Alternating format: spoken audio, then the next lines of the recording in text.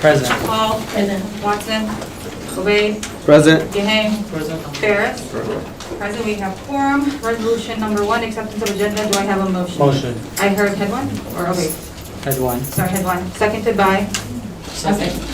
Heard motion by head one, seconded by Hall. Resolved that upon the recommendations of the super, the Board of Ed accepts and approves the agenda with any additions or deletions. All in favor?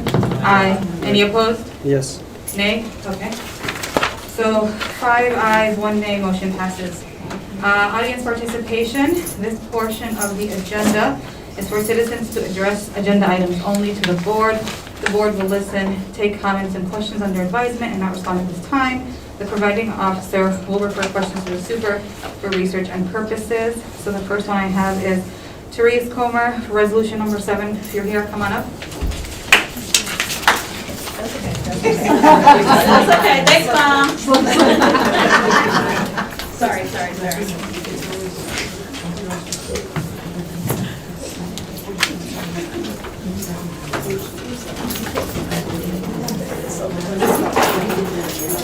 Can you hear? Hello? Oh, there we go. Can you hear me okay? Oh, there you go. Okay, so as was introduced, my name is Therese Comer. I'm a teacher here in Hamtramck, and I'm here about resolution number 7. It's about Ms. Watson as treasurer. Now, you have voted on this. I believe this will be the 3rd time if it hasn't already happened, or if it has. And what I cannot understand is this the most important thing that is going on in HPS right now? Because you are voting on it, on something for the 3rd time. So it must be very important. And if you have cause, was that cause not available maybe the 2nd time you voted on it?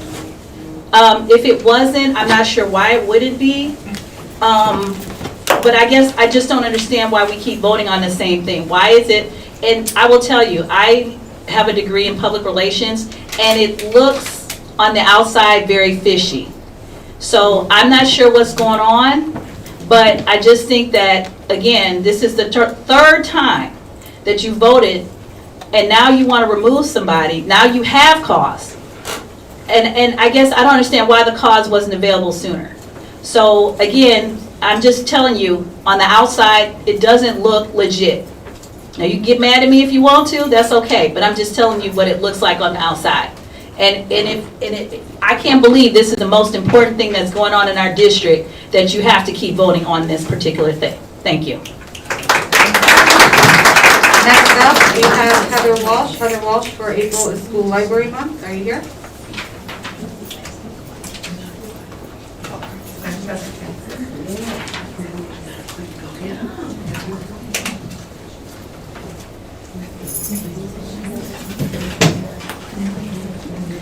Good evening. My name is Heather Walsh, and I teach 7th grade ELA at KMS. I am here today because April is School Library Month in Michigan. I can say with confidence that books and libraries shaped the person I am today. As author George R.R. Martin said, I've lived 1,000 lives and I've loved 1,000 loves. I've walked on distant worlds and I've seen the end of time because I read. I want this for my students. I want them to love books as much as I love books. I want students at KMS and DW, however, students at KMS and DW have not had access to a school library for over a year now. Every time I walk by the library, my heart sinks a little. I see the hundreds of books just collecting dust when I know they should be in the hands of students, making a difference in their lives. Because that's what books do. Books make a difference. It is often said that books are windows, mirrors, and sliding glass doors. Books are mirrors when they allow us to see and better understand ourselves. Books are windows by allowing us to see the world around us. And sliding glass doors when they give us the ability to walk in someone else's shoes. And as much as I would like to focus only on how books can make us better humans, I feel it's important to emphasize how important a library is in learning to read. Learning to read without a library is like learning to cook without a kitchen. Libraries allow students to practice the reading skills I teach in class, inevitably increasing reading scores on standardized assessments.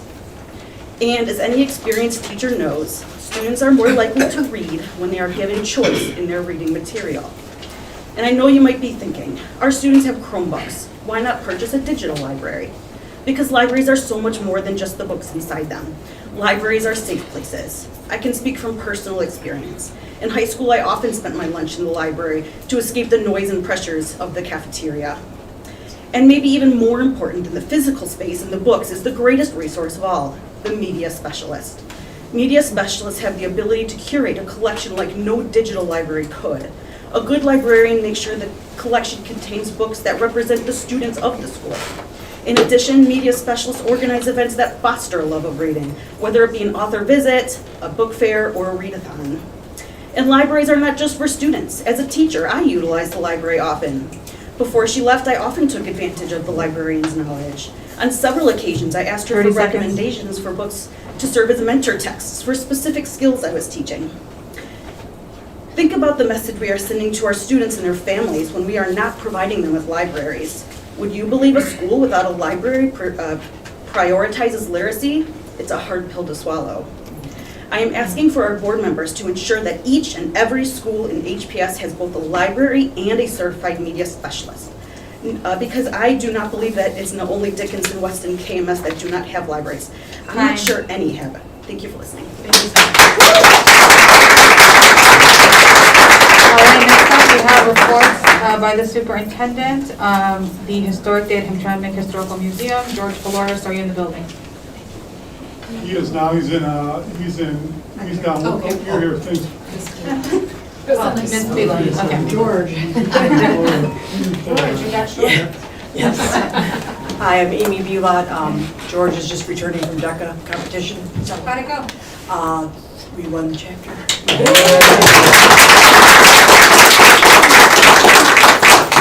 So, Mr. Flores and myself have been working with the Hamtramck Historical Museum to connect with their curators to help our students make better connections between history and research and Hamtramck. We had a History Day, research papers, exhibits, websites, documentaries, so forth, for our kids to compete. We had judges come in from the community to look at all the kids' work, and they chose the top students. Those students then went on to districts, which was held at the Historical Museum, where it should have been. It became virtual because of the blizzard. But all of our students took all top senior categories and were allowed to attend districts at Central Michigan University this past weekend. Unfortunately, we did not take any prizes. We thought since it was my 28th wedding anniversary, it would have a little luck for us, but that was not happening. But we had a great time. The kids gained great insight on so many levels. We took a campus tour. We walked over 19,000 steps, and 5 of the students have already signed up to commit to doing this next year, even though they will not be in my class. We are here tonight to invite everyone to the Hamtramck Historical Museum tomorrow night from 5 to 7, where our children's work will be on display along with the curators at the museum, so you can come see how we are trying to showcase the students, showcase Hamtramck and the museum, and all the great connections we can make in all of our schools. So come and join us from 5 to 7. There'll be refreshments and so forth, so come listen to the kids. Thank For you. the invitation. I have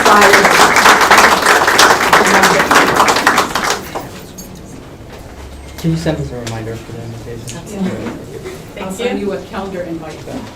Awesome, thank you. All right, next up, we're going to start our study session. I know it's been a while, but we're going to discuss what we wanted to discuss last time, which is a lot of the finance and building and sites projects. So we do have Ms. Lyman here. We also have partners and architects, so we can ask our questions. We had brought this up at our last study session, but we are one of the very few remaining districts that have not spent our ESSER funds. And there is a timeline on when that money can be spent, and there is restrictions on how that money can be spent. So we can start the conversation here.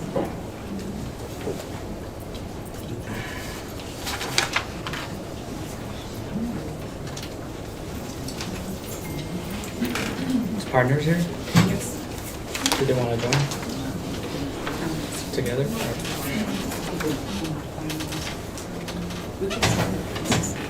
Is that? Okay. I'm gonna start. Go ahead. All right, hi. So I just want to start from the top. So I was looking at our funds balance and we have grants and stuff that expire this year, but the projects that you guys are allocating them to are not being, they're not breaking ground until 2024. And I just want to get some clarity on how is that going to work if they expire this year. Okay, well, starting with, I had sent a spreadsheet out that allocated the funds.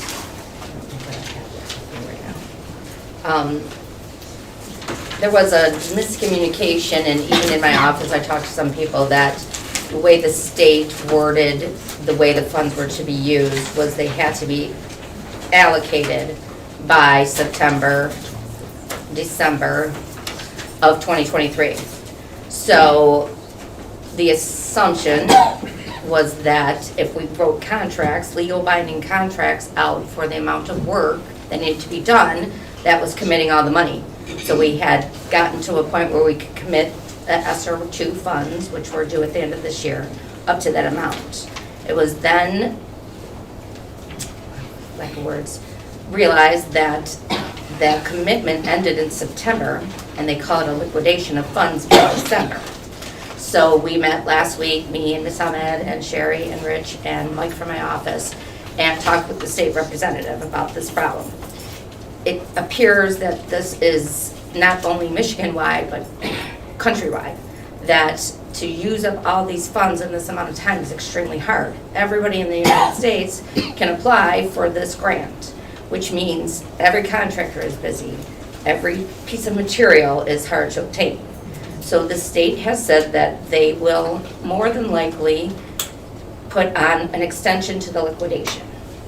So what will happen is we will apply for the extension in September, and we'll have one more year to use the funds. We have allocated all of the funds to the different projects.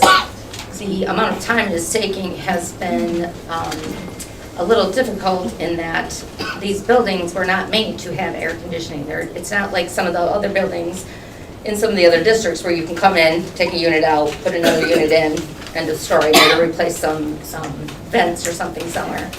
We have to pipe every single building. We have to repair and remove a lot of old ductwork shafts. It's very, very complicated, so the amount of time is taking a little bit longer. When talking to the state representative, he said if they do this extension, he does not foresee a problem with us because of these issues. So that's where we're working at right now. So have they actually officially opened this extension, or they're planning to? Well, he says they will not open the extension until September, when the allocated money is supposed to be used. So you have to, in September, prove that you have allocated all of your funds, and at that time you can apply for the extension to use the money for another year. Okay, and so is this a guaranteed extension is what I'm asking? No. Okay, so do we have a contingency if, this extension doesn't go through? What is our contingency on making sure we don't lose these millions of dollars in funding?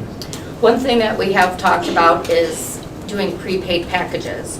So we will buy all of the material that needs to be used this year to use up all the funds.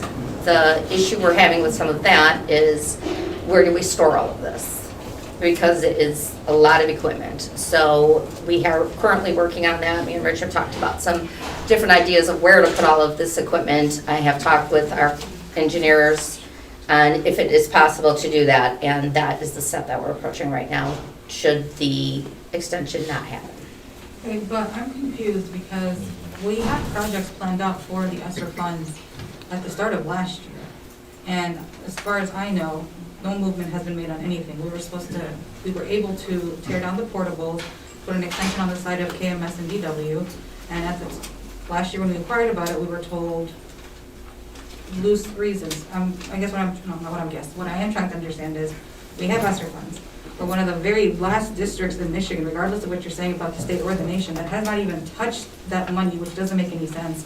Districts across the state have spent that money on HVAC, and they were able to get it done. So technically, we're at the end of all of these contractors being busy. I'm confused as to why we don't have projects lined up that were already discussed and agreed on. Okay, excuse me, agreed on, when we had done this, it had come up for the bond, and we had said this is where the money can go. And then when the ESSER funds came in, it said we only have enough money to do this or this. Sure. So that took some time right there. And then by the time the decision was made that all the HVAC projects came in, we started right away. So where did you start? That's where the confusion is. Which HVAC projects were started with ESSER funds? Currently, or when we started talking about everything? Because we had gone and done the high school, the middle school, and Dickinson East, and had walked through and done all of that. What have you done in those buildings specifically? I'm sorry? What have you done specifically in those buildings? Okay, can I finish before I talk about specific on those three? I'm asking what the projects were. We started them, and then it was decided that that was not going to happen, that we were going to rearrange the order in which we did them. So all of that time and money, and it's not wasted because it's going to happen, got pushed to the side. We have a new project now, so that's where we started with. Currently, ECE is getting new windows and new HVAC this summer. Me and Rich just walked the building right before we came here. That project's a go, so all of that money will be used easily by the end of this year. Holbrook is getting new windows, and that HVAC project is out for bid. We've done KMS, currently working on the HVAC there. And then Dickinson will come windows, Dickinson and the high school will come windows and HVAC. I hope to have the bids out by the end of this year, which means we'll start work next year for an extension of the money for the following year. So that's what's happened. Yeah, I'm a little confused. You said the project was changed. There's never been a change to the HVAC and windows That's what we project. Going back to 2021, when we first was allocated the money, and the board decided that we were going to use the money for windows and HVAC, we've never wavered from that. Correct. I didn't say that. I said the schools that we did. We came in and we started with the high school, Dickinson, and Kosciuszko. And then this is when Miss Ahmed, when Mr. Nabil became the superintendent, we sat down and everything got rearranged. And we said we're going to start with the ECE because it's in the worst shape. None of the teachers could open their windows. There was no ventilation in the school whatsoever. So it was decided that that school would take precedent over these schools. When was that decided? I will have to look it up. You guys have the same agendas. It was at a board meeting. So if you would like, I can get all of that information for you, but it was voted on and decided. It was shifted due to the fact that Right, I remember the talking lack about of ACE ventilation there. at one point, yes. But my thing is just for the new ones that we have this deadline, is it a possibility, 'cause I mean, I don't know, so maybe educate me, to open the bids sooner rather than later and maybe have the bids officially, their start date, August 30th or whatever? Okay, well, the one issue we're having right now, Is trying to get bidders, right. well, beyond that, you have 7 buildings under construction this summer. We just had a meeting yesterday with all of your principals. We don't even know how you're gonna have any summer school. You can't have every single building that you guys have available to your students under construction. It's not feasible for your district. We don't even know what we're gonna be doing with supplies at this point. It's such a big undertaking. It's more than just putting construction documents out. We have teachers that are displaced. We have the principals. We've talked about how they're gonna get supplies. I understand, but what I'm saying, I'm not saying start right, But the can problem is the money. I can put all the bids out tomorrow. Right, and then they can have a start date of August 30th, but not like you have to actually start, but as long as that money can get allocated and we're using it prior to the deadline, are we allowed to do something like that, is what I'm That's asking? what my understanding was when we first started this whole thing. So that's why we were rushing to get as many projects under our belt as we could this year. With contracts before the deadline, is what I'm Signed saying. contracts, right. Right. Now, my That way- understanding is it's not a signed contract, that the government can come in and null and void that contract. It's not how it works. That's what we talked about last week, Sherry. Mr. Vice President, the way the ESSER funds work, there are 2 timelines. There's an obligation date, which is for ESSER 2 is September 30th of 2023. That's this September. Right. So we cannot start any new projects or make any purchases after September 30th. We have until December 31st to spend the money. So if a project is underway, they can finish it, but we can't start anything new or make any new purchases. After December? After December 30th. What I'm saying is, That's Get- my understanding. get some contracts signed saying they start August 30th, but not necessarily telling them you have to start, and actually, we just want the contracts and the bids completed, so that way we have some kind of backup in case this whole thing goes south and we lose all that money. But if we have contracts, we can have at least something to say, like, we have, already signed contracts to get things done. You understand what I'm saying? I do, but me and Sherry, then we're on the wrong page because Right. my understanding was signed or not. If I sign a contract with you on August 30th It has or to be September honored. 30th, Right, I have to spend that money by December. okay. So if I give you a $8 million job, Right. there's no way I'm spending all the money in 3 months. Right. That's what we're saying. I could put all your bids out by September 30th. Ms. Lyman, how much ESSER 2 funds do we have left? 15 million. We have 15 million to spend. Okay. That has to be allocated at specific parameters because ESSER funds cannot be used just for anything. And 2 months ago, the board sat here and brought up a lot of issues per buildings. I don't want to rush to just get a bunch of projects together. I think we should prioritize expensive projects, if they have to be expensive, that are done right and not hasty, and versus trying to just throw out bids for things that aren't making sense. Because as I heard you say it, Pam, you started ECE, and that's not done. Holbrook is They getting the start windows. ECE. Yeah, I remember the Holbrook bid, we just approved it, so they also don't have windows or HVAC yet. KMS is the only one, correct me if I'm wrong, that got HVAC, and. KMS does not have They HVAC. have Okay, so windows. they don't have that. They have windows. They have windows? KMS has windows, Ms. Pam? Yes. Okay, KMS has windows, and you want to get it HVAC. So ECE will have, before funds are, the funds will be liquidated by December for ECE windows, ECE HVAC, Yes. and Holbrook windows. That money will be liquidated before time is up, and I believe that's $9 million. Okay. So we have approximately $6 million more for the ESSER 2 to allocate and liquidate before December. So with that money, if we cannot get an extension, we will purchase the equipment. That I can liquidate by December, the But $6 you- million. You said storage is the problem? We're working on storage. If we do not get the extension, then that will have to happen, and we will work on the storage part of it. So how long do you think, what's your estimate on how long it would have to be in storage, the stuff? Would it have Between to a be- year and 2 years. That Well, long? some of it will happen next summer, Okay, and we would purchase, I can't really answer your question. I would purchase up to and beyond the 6 million to use up the ESSER funds. right, How much that's gonna buy me, I really couldn't tell you that. right.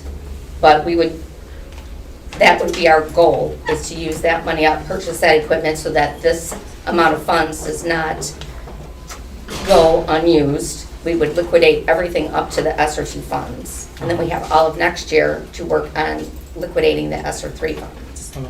Has any of our buildings that we purchased that we're doing nothing with been a option of where we can store things, Rich? We have talked about that. Yeah, I mean, we're exploring everything, whatever we could do. We just talked about this last week that we met, so it's only been a week. We're trying to get everything sorted out, so it did come kind of fast between that meeting and this meeting. But the funds have been sitting here since the middle of the pandemic. My thing is, the board just gets projects presented to us by partners and architects, and we're just supposed to vote on them. And that doesn't make sense, because other districts, the board gives input on what capital projects they want done based on the way they've seen the buildings, the way parents have seen the buildings, and things like that. You are saying that there's issues with getting contracts and creating things, that's fine. Board members chime in if you need to, but the priority, we're supposed to get some of those HVAC projects done in all of the buildings, and I need to know if it is possible to get a rotating schedule for which buildings can we start with and how we can spend this money. Unless there's other priority projects y'all are. I just think that the frustration, I'm sorry to cut you Go ahead. off, is we've asked over and over about when are these things gonna start, and, it's always, we're working on it, but, now we're being reactive instead of being proactive, which is something we need to work on, because now we're at this point where, you know, we are at risk of losing this, you know, millions of dollars to help improve the district, to help improve the buildings for the students, right? But now it's all, you know, excuses after excuses, and we've been asking, could we get quarterly updates? Could we get some kind of updates, and have not got any in the past year and a half? All we've got is one end of the year budget report, and then we get Partners and Architect come in, you know, whenever they're asked to update us on. Then in the updates, it's just, that's all it is. It's, oh, you know, we're doing this, but nothing has actually been done, and it's getting. Go ahead, chime in. The high school cafeteria got done. Yeah. No, but that's the thing, that's not ESSER funds.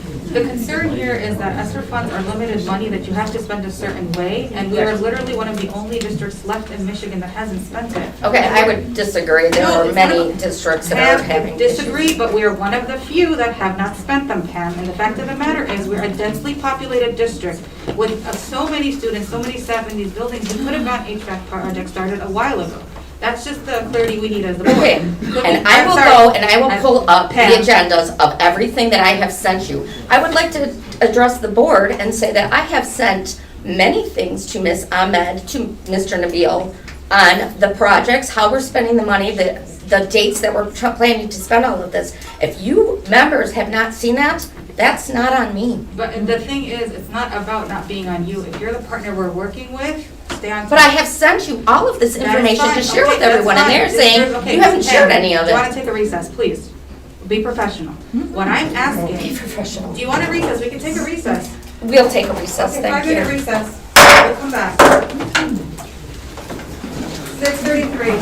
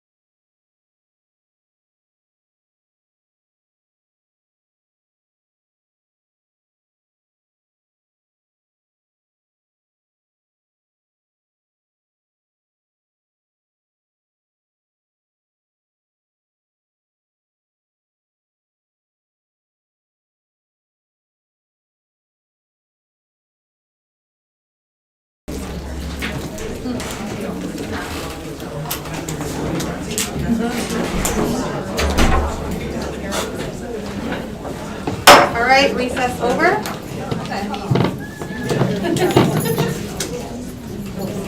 So the board can continue its discussion until Pam gets back here.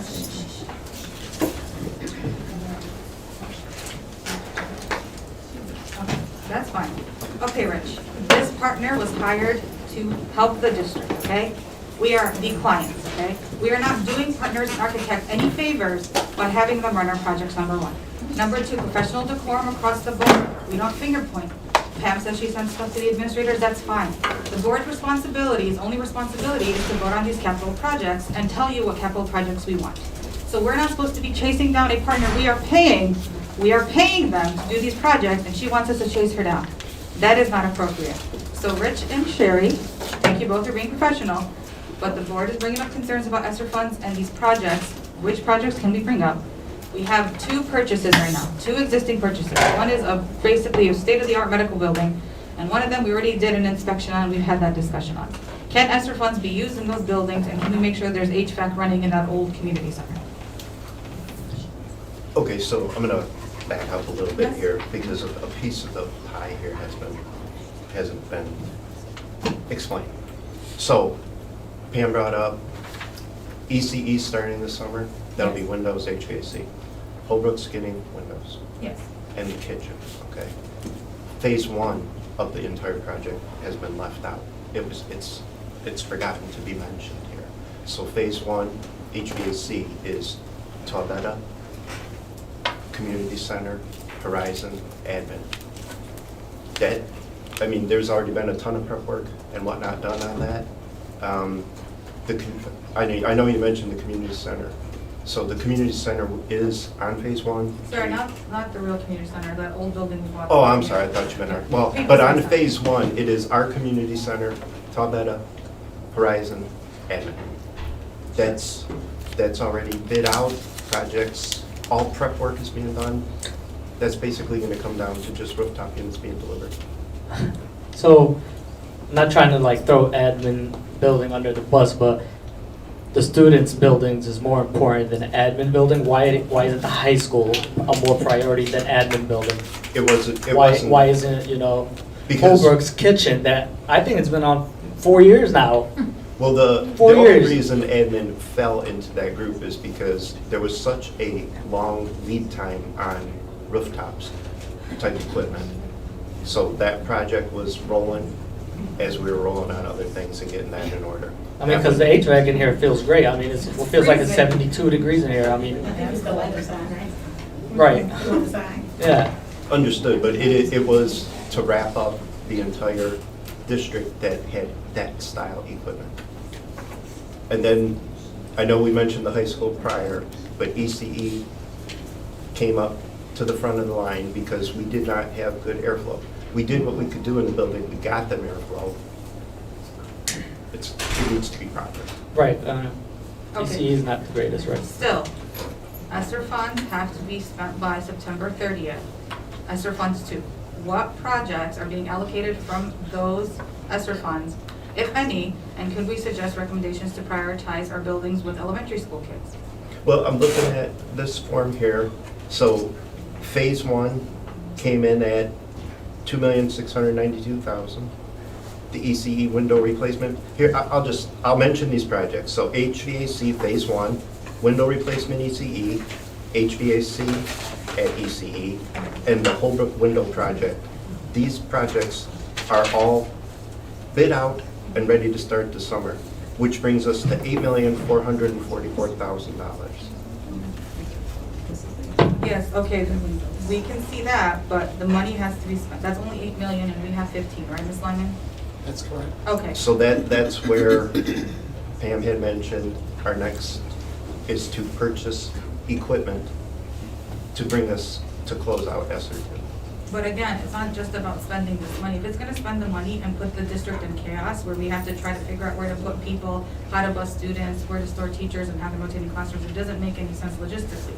What is a practical option that doesn't require the last minute option of storage what practical options can we have in getting HVAC projects done in some of our buildings that doesn't require we're just gonna buy materials and let it sit there? Are we looking for contractors outside the Metro Detroit area? I mean, there's gotta be contractors like all around the states, you know, Someone go to So- Detroit. out of state. Right, so you put your bid in the local paper, we put it on the school website, and then there's a website in Michigan, it's called Sigma VSS, basically ran by the state of Michigan.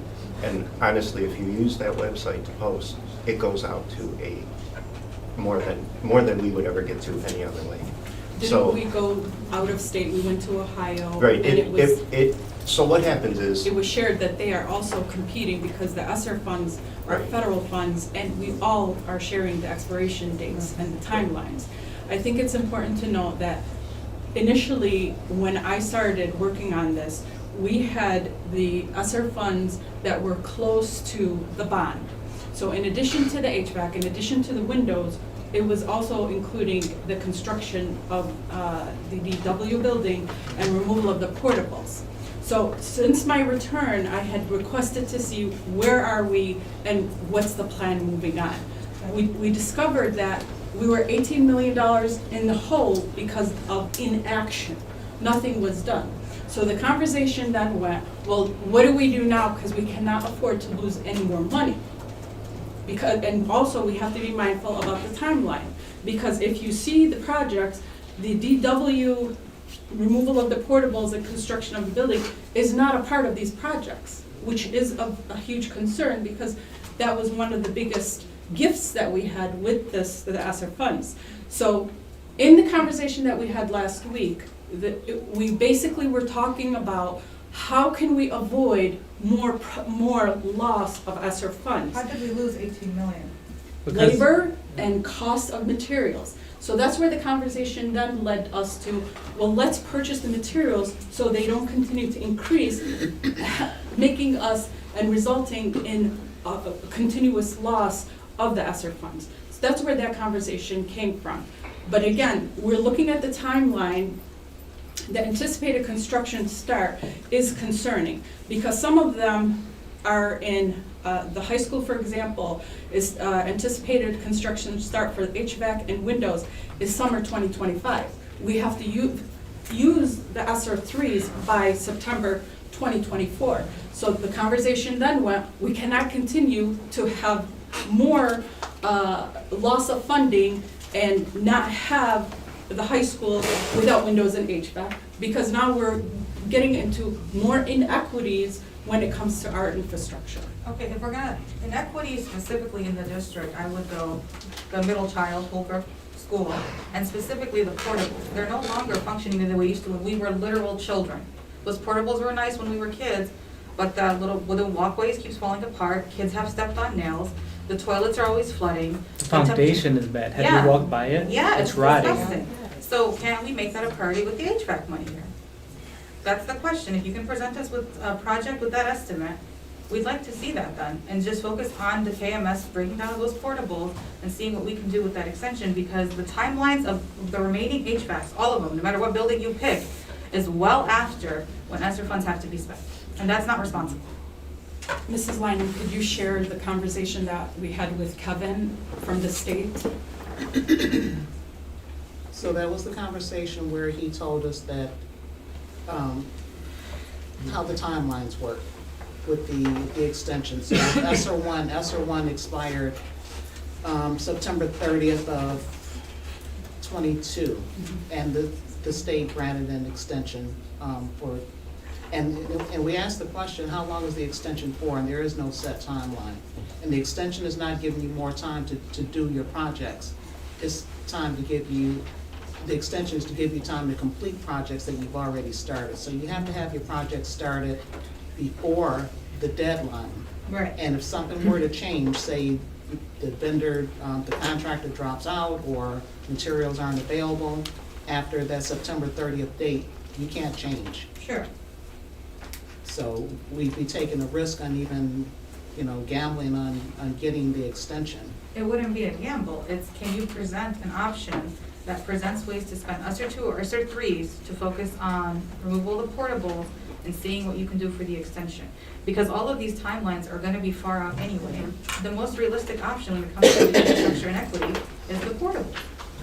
You don't have to present it today, but that is just an option. And if Partners and Architect can't handle it, we can go to other firms. That's not the issue here. It's actually on the list, it was mentioned, we talked about it when we all spoke. We were discussing basically getting new portables. Ew, no. Why? At least to get us by, because we need $18 million at least. And that, the $18 million was the projected cost when, I think it was 2020. And based on what I'm hearing, everything is doubling. Everything has doubled, so we're looking at $40 million. We have a sinking fund that is gonna go to the voters. I don't even know how that's gonna pan out. So a major factor to consider with the portables, we need a place to put the students while that construction is taking place. That building on Kona is literally brand new. The issue with the building on Conant, there's a tenant in there that we are in litigation, well, we're not in litigation, the seller of the building is in litigation trying to get that tenant removed. He's basically a squatter.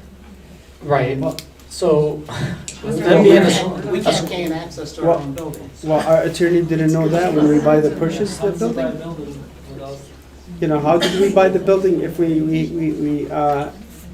is a tenant? We had a real estate attorney that was supposed to review everything. The understanding that I received was that the tenant forged lease agreements based on the owner of that property. He shared, he has never signed that lease, and it's fraudulent. That's the information that we received. But I believe, Mr. Butler, are you here? I believe Mr. Butler did.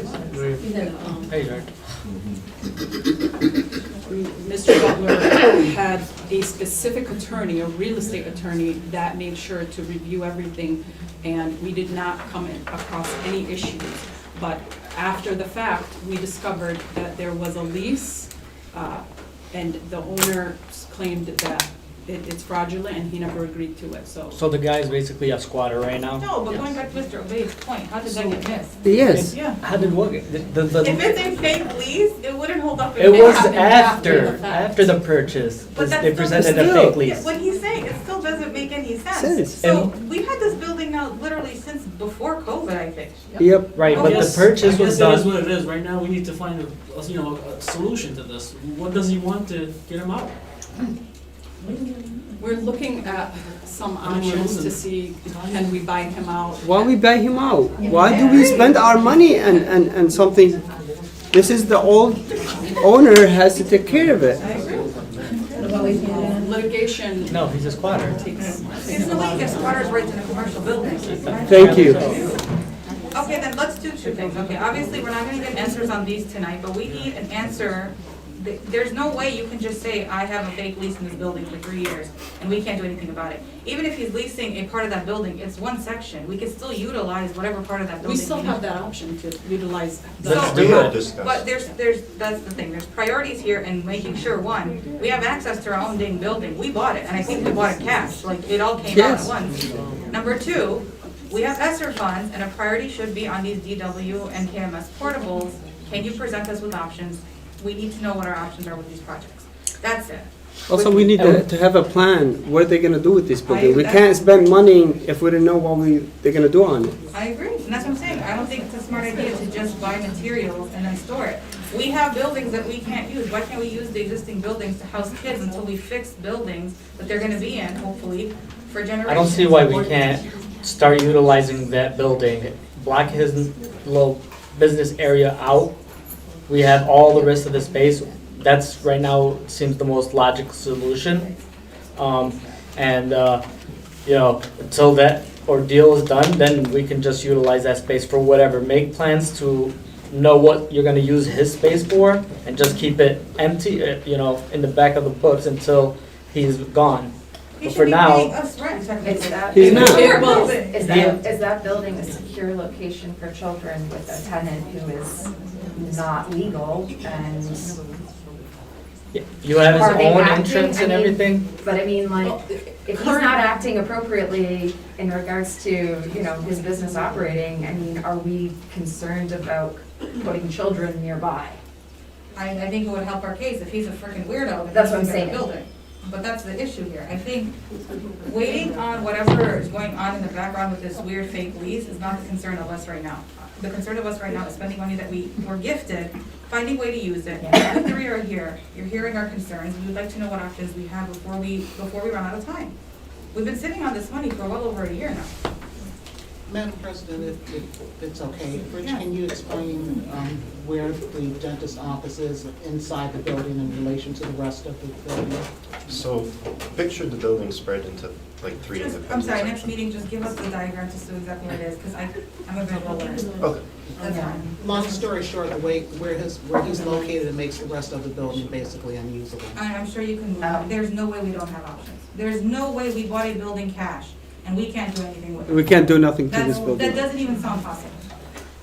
Or charge them double. We can use half of We it. could use, And we looked at use the building, but we can't really office use it to space. house school kids until we get in there and, I mean, we have to meet state regulations and whatnot. As it sits right now, it's a commercial property in a sense. So, I mean, we just can't take kids in there, you know, we have to get in there. The building isn't fully sprinkled, number one.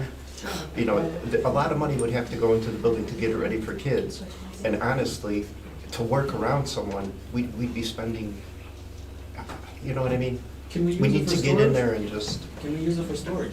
Like buying equipment, like we guys talked about using? well, that's a thought. So we were thinking about if we could use that building, we could use the other building. I could have somebody come in and cut the side of the building, I'll put a bay door on there and I could drive high-low in there, you know. I mean, we have the building, we may as well utilize it for. But then that would put us 2 years out of using the building, right? 3 years. We should have been in Conant already. Right. You know, we had preliminary plans, we were gonna add a gym on there, you know what I mean? We were ready to go, we're tied. And How can we be tied for this long? Because of the tenant.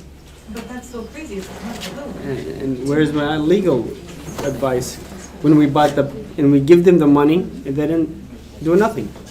Do we have any recourse since we own the building? Can we petition to have it rezoned and make the current tenant in violation of what he's using the building for? Yeah, zoning doesn't apply, local zoning doesn't apply to school buildings, Okay, but it's never been a school building before.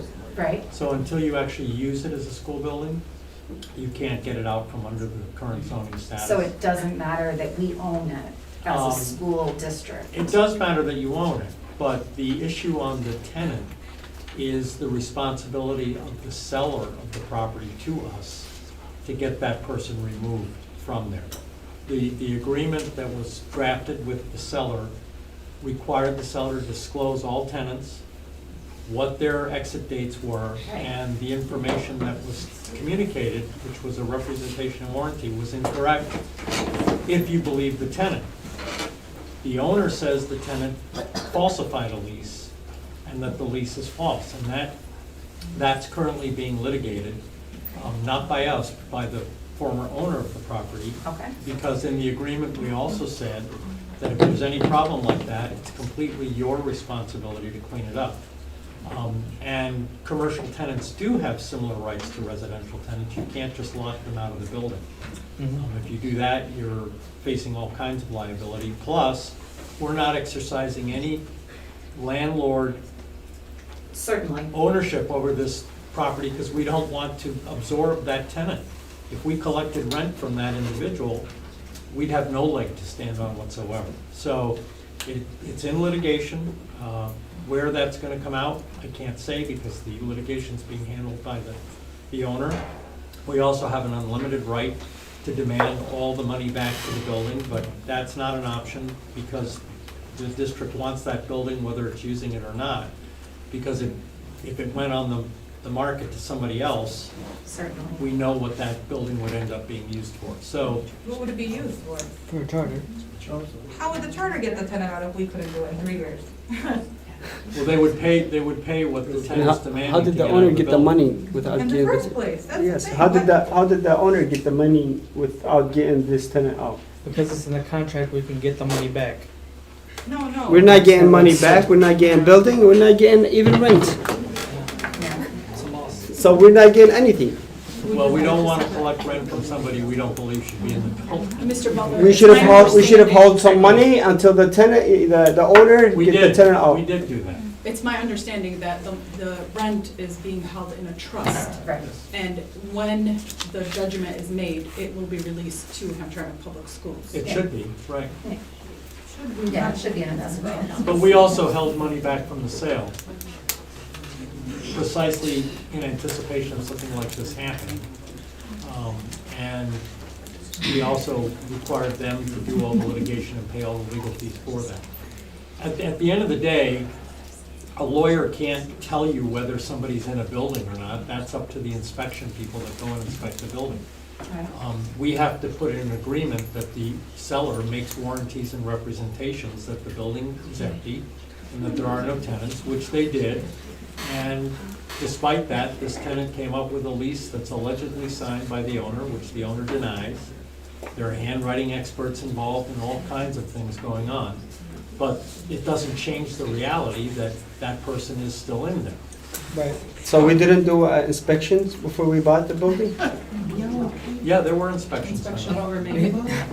No. This was after the inspection. I don't know what's so Sal, I confusing right understand now. that, but you see the concern is, I'm The sorry, cons- for 3 years, Sal, we've Right, had a but building. And we'll give them, we'll give them an exception. 2020 was actually a terrible pandemic year. Started the pandemic, fine. No one knew what was going on, things were getting shut down. I understand that. But for 2 years in a row, you're telling me a random tenant in the middle of the building is preventing us from utilizing this building. Why don't we just get our money back? and put Because it in the purple- he's basically squatting, commercial Okay, squatting. tell us, get our money back, put it in the People's Service Center, and use that building to utilize. And for lose our- that building? That building is useless to us anyway. It's literally useless to us anyway. We can I hold agree. it for It's not 11 years. useless. Let the litigation finish and we'll see Litigation what. takes How long is it forever. gonna take? Forever. Okay, how long is this contract? I don't know, how long is the contract, George? This man had a tenant lease for how long? He claimed he had an additional 5-year lease. 5 years. I mean, seriously. But there's not 5 years left on it. Right. But there's still, you're gonna take 2 more years in an empty building, and we have an option to use ESSER funds with this refund money to start working on buildings we know we can get into. Do you understand what I'm saying? I do agree on that. That's what I'm. But when you bought the building, you also knew there were other tenants that you weren't going to get immediate occupancy of that building. George, 3 years is not immediate. Well, there were tenants that probably would have been well into that period. Sure, but it's still, right now, the only thing we're hearing. I'm just saying that Yeah. the board's intent was, under no circumstances are we going to let anybody else buy that building. Yes. And now we've had 3 years to think about it. Do we really want to keep a building that possibly has If another? it's one? been 3 years, Gian, then we have 2 years left. No, he said it's a 5-year contract. No, when is the 5-year contract over?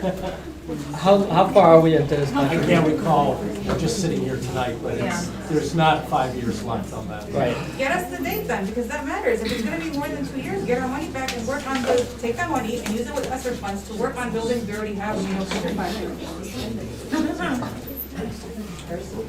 I want to shift gears a little bit. Go ahead. So I just want to shift gears on something that we actually can handle. Can you hear me? Not really. I'm like, I'm here tonight. I just want to shift gears on something that we probably can't handle. Security guards. I don't know what happened since I left Ham High, but we had our own security guards. I've seen firsthand these security guards that we got through LaGuardia. They're terrible. I don't even know what it's called, security eyes, whatever. Yeah. They're terrible. We don't have any muscle. We have a whole bunch of females. Now, due to everything that's been going on, I'm just saying, like, it's ridiculous. We literally need to pay people from our community that care about our students' security to be our security guards, because the people that come, they're really just coming for a check. And like, I've seen Let me it. tell you something. I've seen it on the phone. They don't care. I went to the schools last week, and I'm not gonna name which schools, 2 of them, I went in through the door, literally walked up, they didn't even see. It's ridiculous. Because they were so into their phone. That's what I'm saying. Everything that's going on, and you know, there's no reason why teachers should be breaking up fights. There's no reason why admin got to run to come break up this. It's no reason. Like literally, and there's no reason we should have 1 million females, older females at that. I think we had some something, but I I'm just saying, like, it's ridiculous. We need to bring back our security guards, because the security guards we got now they're not here to actually secure the building, they're here to get checked. It is what it And they're not treated right with the company they work No, for. to begin exactly. with. So they don't care about the job. They don't. And we need to Because bring we have back- kids we- skipping, why are you able to get out the door? Why? Why are you able to get, we got all these different sections in all these buildings. Why are you able to be outside hanging out? It makes no sense. Not just security, we want security, we want our buses, we want our janitorial services. We've talked about this, and I've asked Ms. Ahmed to bring a breakdown of how much this is gonna cost to do it in-house. I've asked Ms. Ahmed, and she's working with Rich. She'll be presenting something hopefully in the next board report with breakdown of what it's gonna cost to go our own route versus, these contractors. So am I correct that will be something in our next board report? Okay, so then you guys can all review it and ask your questions, because, there will be questions, and it is gonna be a price difference, but in my, personal opinion, it's worth it to bring everything back in-house. But question. Yes. Can we, when we put out, if we go in-house with security, let's start with security first, then Right. could we put it as a priority, that we were giving priority to Hamtramck residents to be security? You gotta be fair, I think. You have to open. Not even a Hamtramck resident, anybody that come and pass the interview, and we see their background check, do you have anything against security? Like, come on now. I said, As long as we get some people that are actually gonna, take the job serious and understand that they are the ones responsible for the safety of these kids. Yeah. You can't have anybody, no matter who it is, you could be the superintendent, but, walking in, you stop them, what is why are you here, ask questions. Not just, you see anybody with a badge or, a shirt that says I'm trying to Public Schools, and you automatically just let them wander the building. We have currently about 10 security guards at the high school. You look at, we're paying them about $10 an hour. Oh, no wonder. You see what I mean? You get what you pay for. I think, looking at $70 and getting 2 or 3 strong individuals with a background, very committed to what they're doing, I think we're gonna have a different. old, like, research officers, or some old policemen that just want to. Yep. Retirement. And my main thing is the high school for sure. Like our elementary schools, we can have like maybe 2, people that's gonna walk the building, you know what I'm saying? But the high school the high school community center is very, very important at this point. Like, it's ridiculous. Right, and it's ridiculous. Like literally, there's no reason why our kids are able to skip like they do. It makes no sense. Alright. Oh, and we need to make sure when we do hire this, literally, we have all these cameras, we need somebody, an officer on those cameras 24/7. Literally, not, we gotta go back and look at the camera. No, we need somebody looking at the camera all day, monitoring the building. Because there's no reason why we should look back at the camera if we got somebody watching the camera. That's something that Literally. Ms. Ahmed has. Mark and I, we're looking at that. We have a safety grant, and Okay. that's one of the things that's on the list. Speaking of safety, are all of our buildings up to date with ADA accommodations with ramps and elevators? Could we use one? I can't hear. My mic is dead here. She asked if all our buildings are up to date with ADA. Sorry, ADA accommodations. And then, Richard, can you that's answer fine. that? Can you get us an update to ensure about ADA accommodations? And then going back, thank you for bringing that up, going back to ESSER funds, I know that we have to use them in a certain way. I think we're allowed to use them for green spaces. Can we see if we can use even some of those funds to improve like the playscapes and put greenery out there? Like, it looks more like a park, giving me fresh air, maybe some trees. Is that allowed in ESSER funds? Can we look into that? We're on a timeline, and I think that's an easy project I'll that have we to can do. check into that. Yeah, check into it, but In lieu of HVAC. not in lieu. Right now, I'm just worried about multiple projects. So if we can get quotes on KMS and breakdown of portables, see what we can get.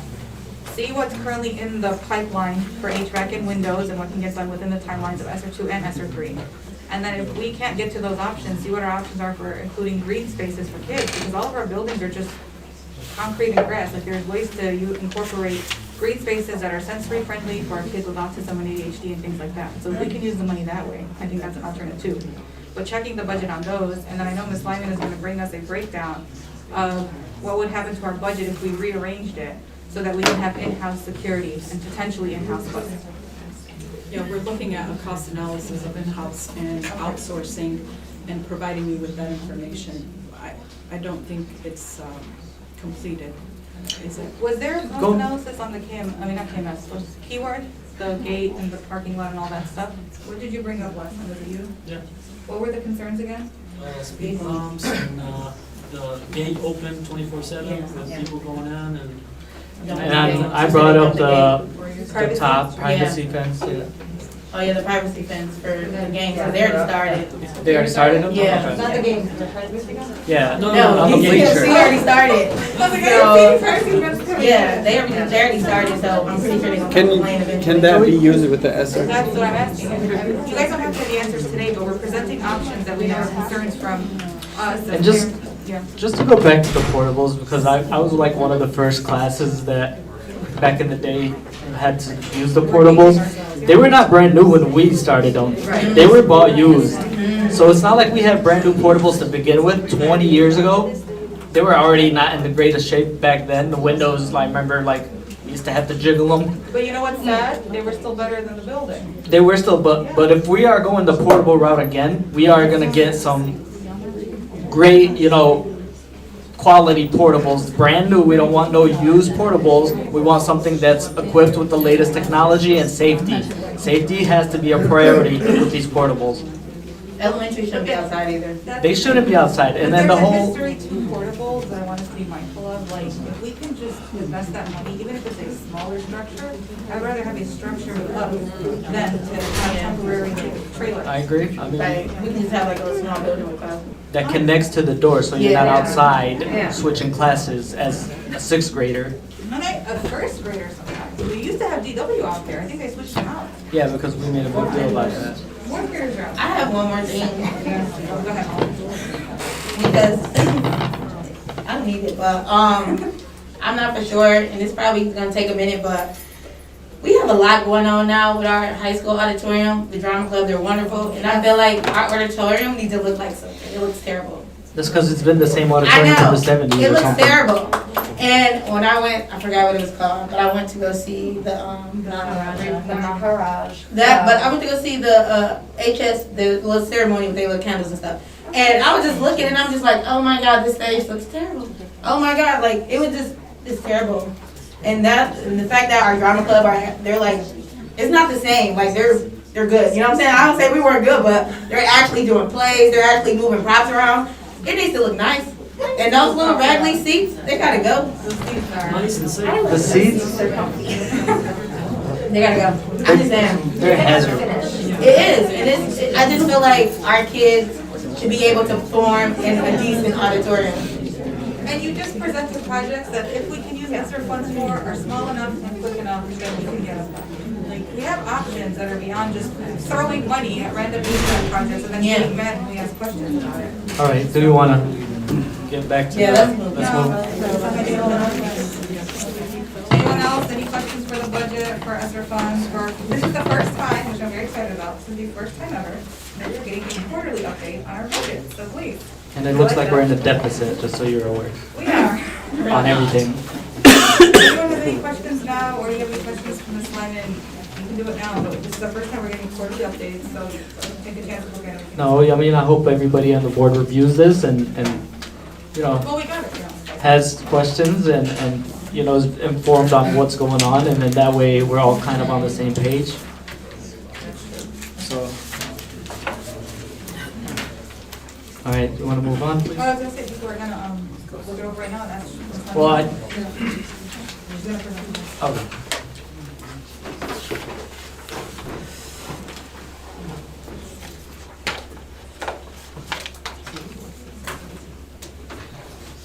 Oh, yeah.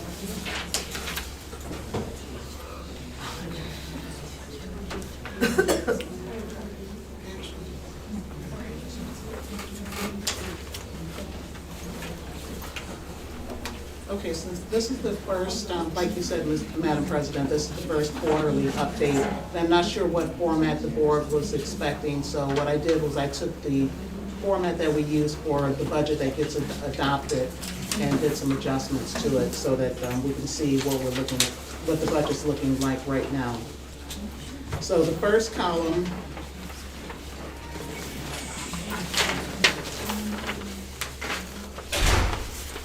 the first column is the original budget that was adopted in June. It had an estimated beginning fund balance, estimated revenues, estimated expenditures.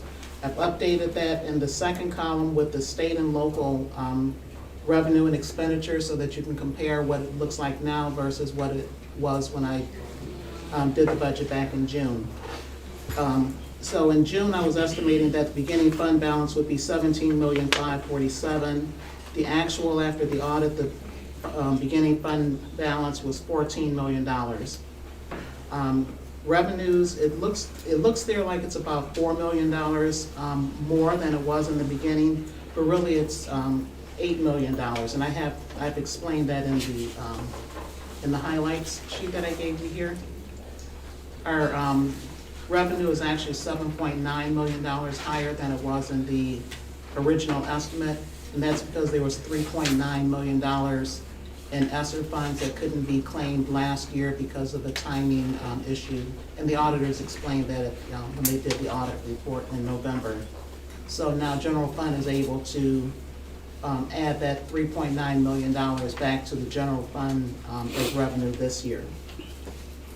In addition, there are some additional revenues that we received this year after the budget draft was done that we weren't anticipating. One thing that in here that's kind of misleading, there's $2.2 million that's a pass-through from the state of Michigan. So what they've done on our state aid, they're giving us this $2.2 million as additional revenue, but we have to pay that same amount back to the state for retirement cost.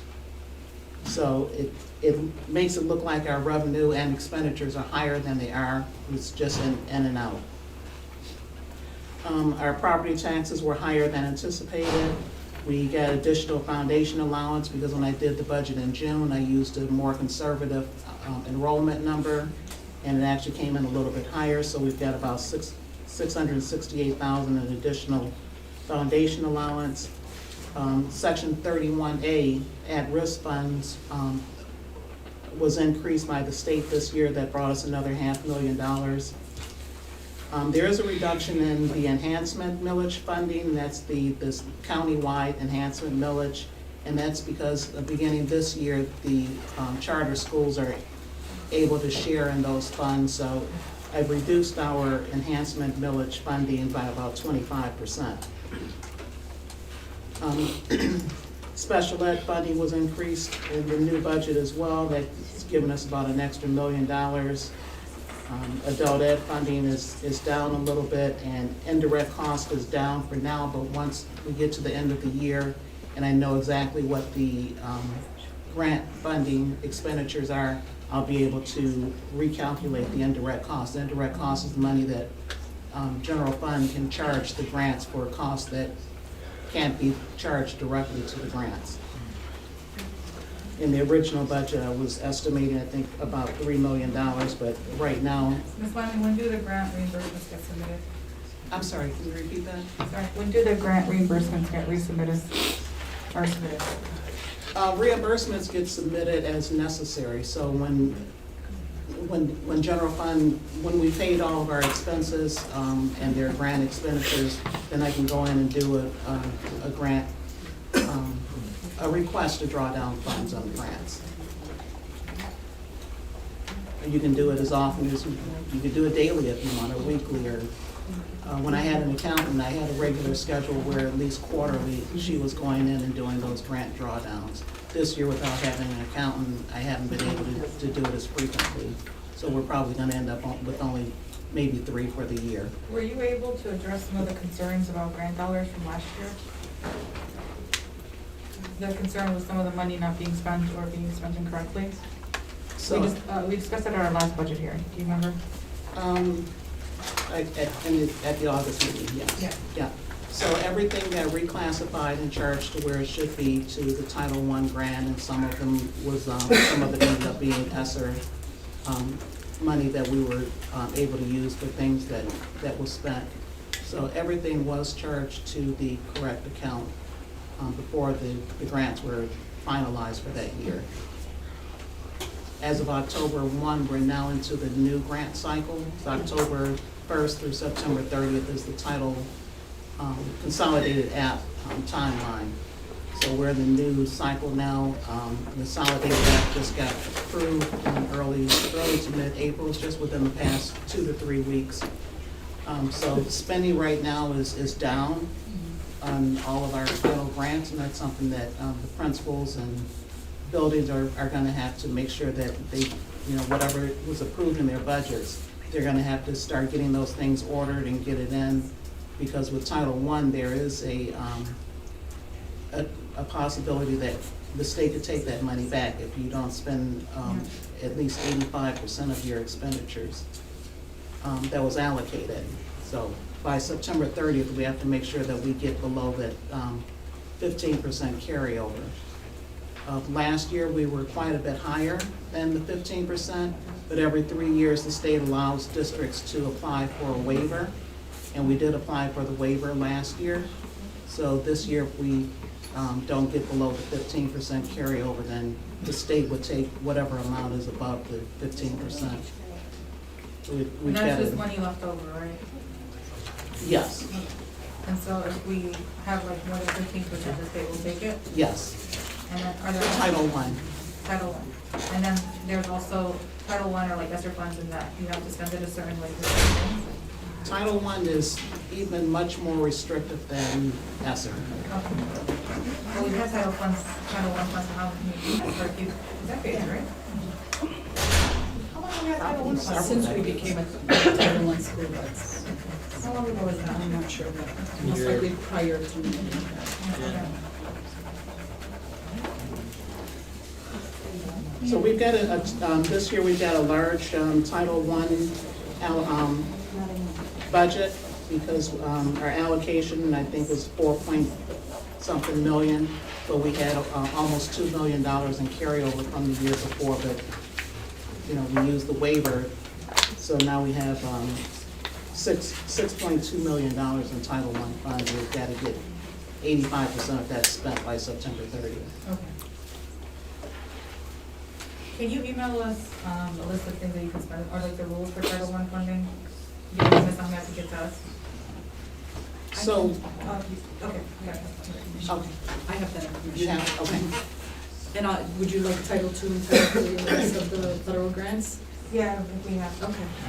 I could share that information. But we're not struggling with spending the other title funds or the other grants, right? There are some, yes.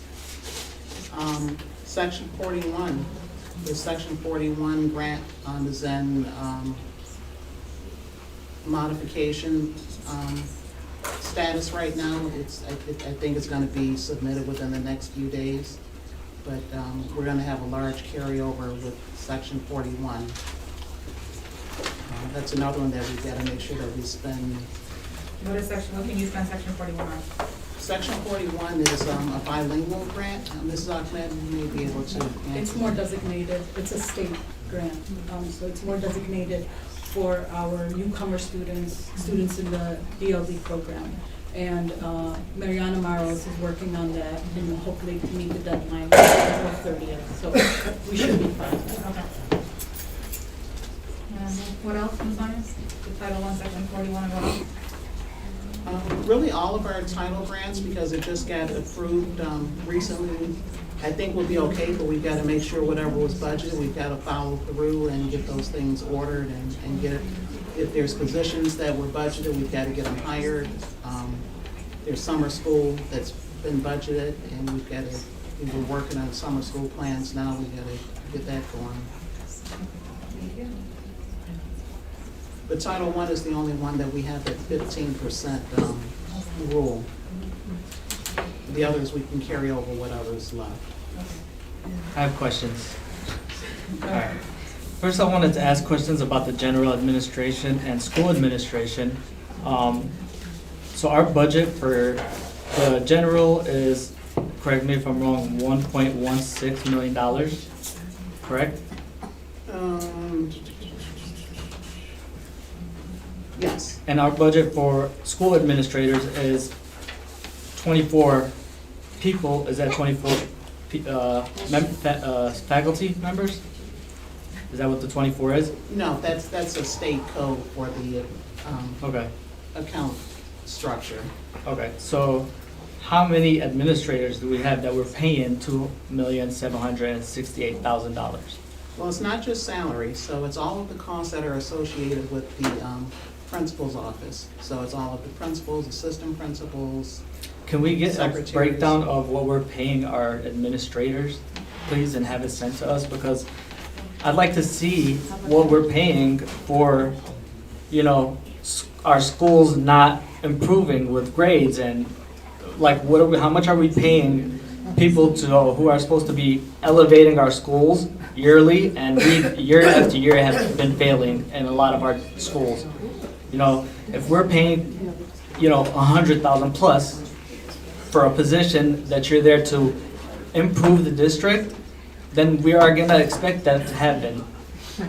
And if we're paying, we have parapros that are being paid pennies on the dollar doing jobs that are way beyond what they're being asked to, but when they ask for a simple raise of whatever, it can be 50 cent, dollar, whatever, they're getting pushback. But then we're asking, you know, faculty to please walk the kids to the bus for an extra couple minutes a day, and we're being told that's not in our contract and in our union rep, and no, you gotta pay us for, if it's about the money, then what happened to the old days when the teachers and lunchrooms were monitored and all that? Like, why is everything now, it's not part of our union, and we're not obligated to do it? If it is about the students at the end of the day, then maybe that 5 extra minutes is not gonna kill you. And in my opinion, that's just where I'm at about this. And we can get the breakdown for those? So I would like a breakdown on how much we're paying and what it's gonna cost to add 5 minutes to help make sure students are safely getting on the bus or being monitored in the halls. Like, what's the big deal about it? I would like to know, because if it's all about the dollars and cents now, that makes no sense. Where is it about the kids at the end of the day? Thank you. For recreation? What are we doing? We have to go through all of these sessions. If we have anything else for Ms. Lyman, we can answer now, or we can start going through. Okay, so you want to break down Yes. And transportation. Actually, can you give us a breakdown of each line item? That makes it easier. If that's not too much, but that's the 2 that I'm requesting. And transportation. And security. Yeah, I think we have the draft on the request. All right, does anyone have any questions for Ms. Lyman, or you want to move to action? I'm going to speak into my. Any questions? All right. Thank you, Ms. Lyman. We're going to go into our action items now. Resolution number 2, approval of field trip. Do I have a motion? Motion. I have Headwatch. Motion by Headwatch, second by Valgehay. Results of Board of Education does hereby approve the request of Rhonda Lechner to take her 2nd grade student on a field trip to the Toledo Zoo to Hippo Way, Toledo. Oh, that's cute. To Hippo Way, Toledo, Ohio, 43609 on June 8th, 2023. Rhonda, are you in here by any chance? Come on up. Oh, there she is.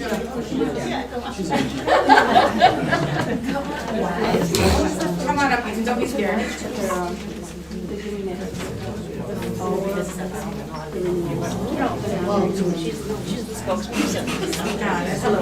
Hi, Kimberly Winars here from Hilltop Ada. 2nd grade is wrapping up their annual unit for mystery science right now. We budgeted this year for opportunities for our students to visit where field trips are paid for, because in the past, historically, families could not afford them. We did not have a very good turnout. So We've afforded this, we have transportation paid for and admission for all of our students. We're using an external, it's like a travel bus. Yeah. And so the kids are gonna be leaving at 8:30 in the morning and returning before dismissal at 3 o'clock with the approval. Any questions for Yeah, I us? do have a question. Go ahead. For, if this can't happen with this one, for future planning of field trips with our students, is there a way we can see if the school nurse is able to attend those field trips, just so that we have a medical professional there in case something happens? Yeah, absolutely. I can see if Melanie is able to attend this one. I can Please. definitely reach out just for the sake Just 'cause and the distance Anything can traveled. happen, and it'll be good to have, your school nurse there. Absolutely. Good recommendation, thank you. Anyone else? All right, roll call vote, how do you vote, Hedwig? Aye. Paul? Wade? Aye. Watson? Aye. Ferris? O'Kane? Aye. And I, resolution passes, 7 ayes, none absent. Resolution number 3, approval of student field trip. Motion. Hedwig, do I have a second? I had motion by Hedwig, seconded by Hall. Resolved, the Board of Education does hereby approve the request of Jessica Madden to take 5 students from the HHS Outdoor Adventure Club to Oak Week in Washington DC, May 8th to 12th, 2023. This is a multi-day trip. Ms. Madden, are you here? She said she's a reporter. That's okay. Does anyone have any questions? No, just same thing, see if Melanie is available. For an overnight trip? This is for you? Yeah, this is an overnight, it might be a little bit difficult. I thought it's a week. Yeah, it was a few days, 8 to the 12th. No, I know, but I thought we had asked this before, didn't we? Don't they have like a first aid kit or something they can take with them? They're supposed to, AEDs and everything now, yes. Can you double check on that? Would the board be still okay on voting on it? Yes. All right, roll call vote. How do you vote? How do you vote, Hedwig? Aye. Paul? Aye. Watson, stepped out, Obey? Aye. Yehane? Aye. Ferris? Aye. Ayash, aye. And Ms. Watson, you know what you want? Wait. All right, wait. You guys are freezing. Freezing.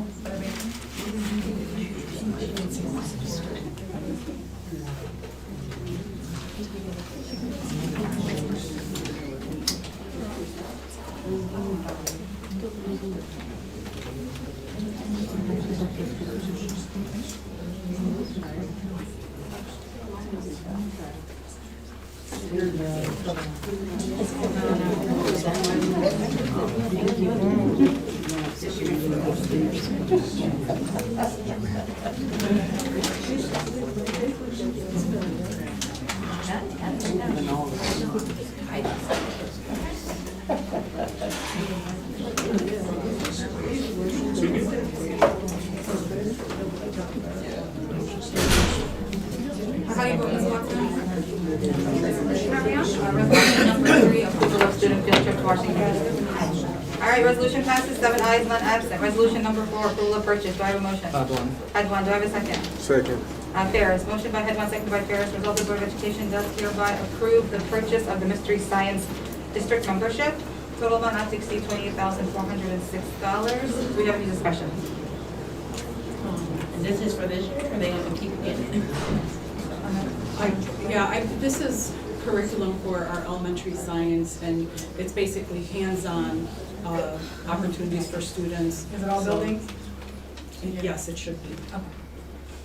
So they can use this next year too, next school year?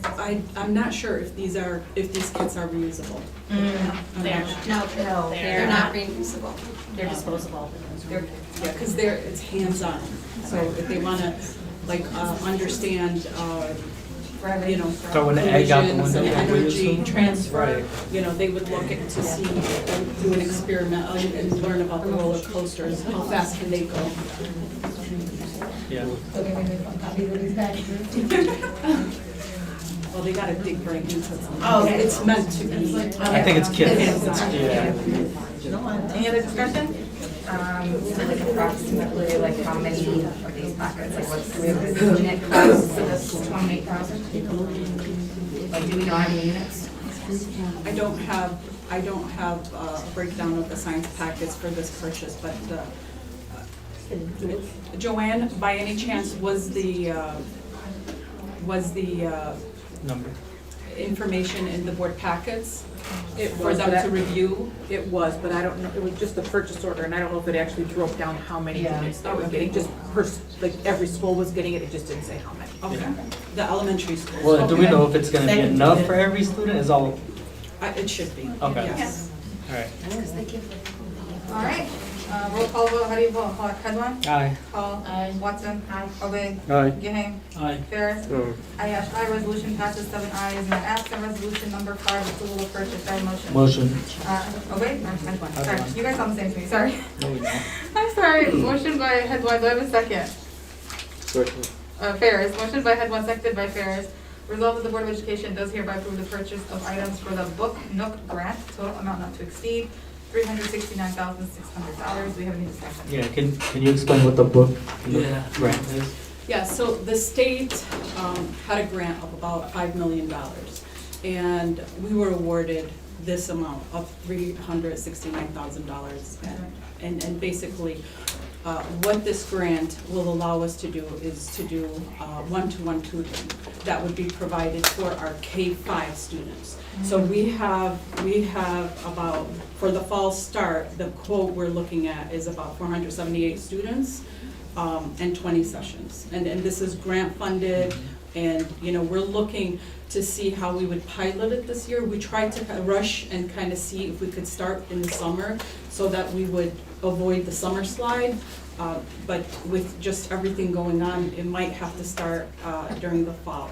If we see the results that we want to see, we're hoping we would continue to be awarded for the following year.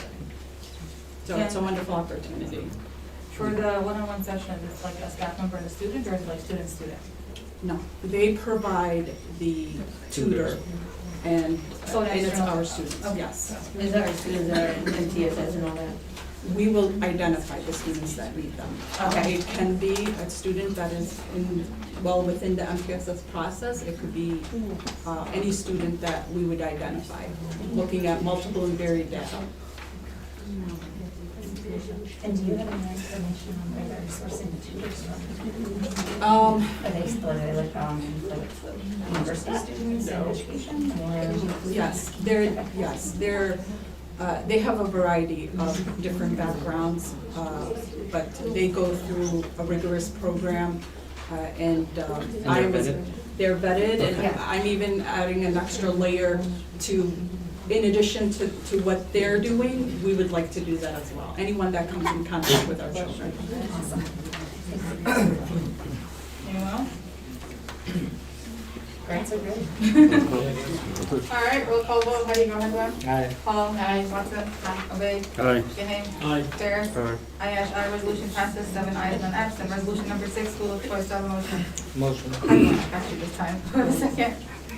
I'll second. Hall. Motion by Hedwig, second by Hall. Resolved, the Board of Education does hereby direct admin to implement school of choice option 105 within our county for grades K-12 during the 23-24 school year fall enrollment following the guidelines. Applications for K-12 are unlimited, will be accepted retro starting May 1st to July 31st, 2023. Do we have discussion? Is there any way to extend this, or do we have to stop at the 31st? Well, July. I think it takes a long time to process each application, vet it, do the background checks, so it'd be cutting it close, if we extend it to August. I mean, it's unlimited, so I guess that's good. Yeah. I know we had a big thing with a lot of people. It's gonna be limited per classes, like we only have an X amount of number per class, but we're accepting unlimited applications to give everybody a chance. Ms. Ackman, I do ask because I have parents asking me, since when is the deadline to apply this? Because it's not on the Hamtramck school page. I looked, it doesn't tell you. It was there? It was removed because We have to vote on it, that's all. No, this was, last year? this is when school was about to start. I had people calling me, well, not calling, they were on Facebook, like, I didn't know that, I'm trying to transfer my kid, and they're telling me school of choice is over, and I'm like, okay. They missed the deadline? Yeah, but it wasn't on our page. It doesn't notify school of choice ends this, Oh. yeah, it's not on the Hamtramck Public Schools page. Can we just make Well, it more this clear? one was, and then we just took it down. Well, not this one, I'm talking prior to. Okay. The school year that was just started. She was in here. Yeah. Right, yeah. So can we make sure it's on there? So, yeah. Okay. We can. So, yeah, so the applications are, we went unlimited, I know we've had in the past limited applications, we can discuss that tonight, but basically what an application limit means is if we limit it to 5 applications for each school, that means after the 5th parent, regardless of whether we accept them or not, gives an application, we cannot accept any more applications. But we can accept as many applications as we get and filter them out the way other districts do. So like you can apply other schools, the application process is picked by the administrators. So like schools around us, for example, Cass Tech, you have to go through a whole process, get letters of recommendation, show your scores and all that stuff. And then I think you can get into a school like that. We can pick our process, but if we don't feel comfortable with unlimited applications and want to cap it, just know that once an application comes in, whether it's good or not, we can't accept any more. But we can put a cap on how many, Per class. yes, how many, like 7th graders we accept, 8th graders we accept, things like that. But it will give us more of a pool to, select from when we keep it unlimited. So that's why it's unlimited, this doesn't limit your applications, you can absolutely limit the cap of outside students, if that makes sense. So when are we gonna figure out how many students we're gonna allow? We are, I think the numbers are, I think that's the admin's choice? yeah, the admin's choice, but she can share the numbers with the next board report if you don't mind. Okay. Okay. Do we have to? Well, no, we I think have- it would be best to look at our Okay. current enrollment, Situation. look to see Makes where. sense, okay. Any other discussion? All right, roll call vote, how do you vote, Headwan? Aye. Paul? Aye. Watson? Aye. Obey? Aye. Gahane? Aye. Ferris? Aye, resolution passes 7 ayes, none absent. Resolution number 7, Office of Treasurer, do I have a motion? Motion. Headline, do I have a second? Second. Motion by Headline, seconded by Gahane, resolved that the Board of Education hereby ratifies and resolved that member Regan Watson is removed from the Board Office of Treasurer for causes presented, and the member Abdul-Malik Gahane is hereby appointed to the Board Office of Treasurer effective immediately. So this resolution on here, and I've said this before, and every time it happens, I don't like last minute resolutions to an agenda for this exact reason. Gahane was nominated for the position at an earlier meeting, however, we never formally removed Watson. So the process has to be a formal removal so that we can move forward with this role. I have a question though. Go ahead. Is this supposed to be, the George is here too. Yeah. Is this supposed to be 2 separate resolutions though? One to remove and one to, No, it can be combined into one. to one? Okay. I got a question. Yes. How did the board feel to remove region and what's the reason of it? So like I said, I don't encourage last minute resolutions on agendas. I've said this in December of 2021. I've said that earlier this year when that's happened. Board members, I cannot restrict board members from presenting a resolution the day of an agenda. You have every right to do that. However, when we don't prepare, we get caught up on this. So reading the bylaws, a member can be removed, but we went with the vote first instead of the removal. So if this was planned appropriately, we could have done it in this one-time vote and moved on. Yeah, but my question, what was the reason to move her since we already voted for her to be a treasurer? Resolution. Mr. O'Leary, David Cost? My main concern was, back in February 20, I don't know the exact date, but I was in the board meeting and we voted for the Investment Authority resolution. I don't think it was, Ms. Watson, I'm sorry, but the way you voted, I don't think it was supposed to be a one-time vote in regards to giving the superintendent and the director of finance the authority to, take over the investments of available balances instead of the treasurer itself. So there's a little bit of a thing where, the treasurer, like the director of finance, is acting as a proxy for us because they're in the office every day doing business. Yeah. That's all it was. But with the, supposed to No, be with that the board. resolution was a bit more specific.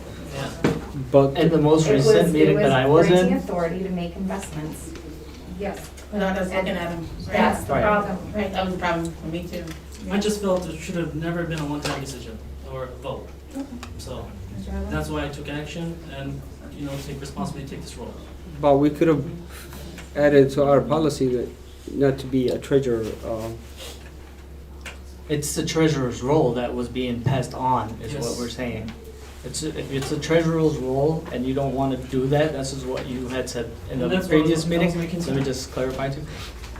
The treasurer's role, part of the treasurer's role was being passed, the authority of what the treasurer does was being passed to the director of finance, and he didn't find it appropriate. And that's what he had stated in the last meeting for his cause. And that was an agenda? In the last meeting, I'm not sure if you were here or not. Yeah, I was not here. Who accepted the agenda? We all did. Okay. You should have, I'm sorry. Sorry, it had to pass with majority, so the agenda was accepted at the beginning. So, go ahead. How do you vote, head one? Aye. Paul? Aye. Watson? Nay. Obey? Nay. Gahane? Aye. Ferris? Nay. Aye, resolution passes, 3 nays, 4 ayes. All right. Resolution, audience participation, all right. So this portion of the agenda is for citizens to address any questions and concerns to the board. The board will listen, take comments, and questions under advisement, and not respond at this time. The presiding officer will refer questions to the superintendent for research and response. As a reminder, you get 3 minutes each. First person, Selena Chaudhry.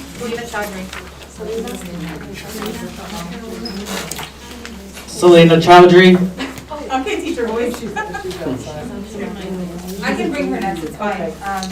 Yasmin Begum, or Zasmin Begum? Yasmin, come on.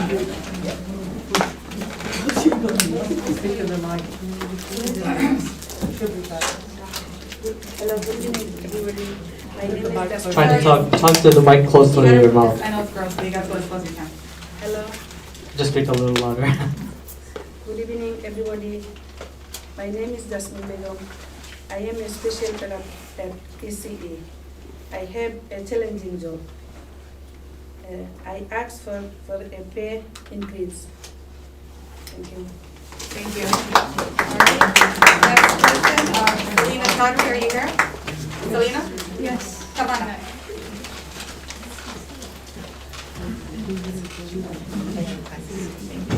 Thank you. This is Selena Chaudhary, Special Education Paraprofessional at ESSER, McDougall. I'm a Special Education Paraprofessional. It's a challenging job. We have to do all kinds of work, from feeding to diaper changing. We have to fulfill the responsibility of a mother. We do this as a natural duty, but we have some kids who bite us, hit us, and spit us. I have been working for 8 months. In between,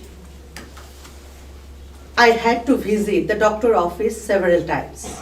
If you consider it from that aspect, this work is also life-threatening, but we do this work of our love. So, no hardship seems to be a problem, since the work is life-threatening. We feel that the value of our work should be increased. We want our salary to be annualized, because when we have security in our life, then we can focus more on our work. Also, our job is 10 months left. 2 months we don't work, but we have our family. We have family expenses. So we don't earn enough that we can save. So considering all aspects, we will be grateful if you make our salary annual. Thank you. Thank you very much.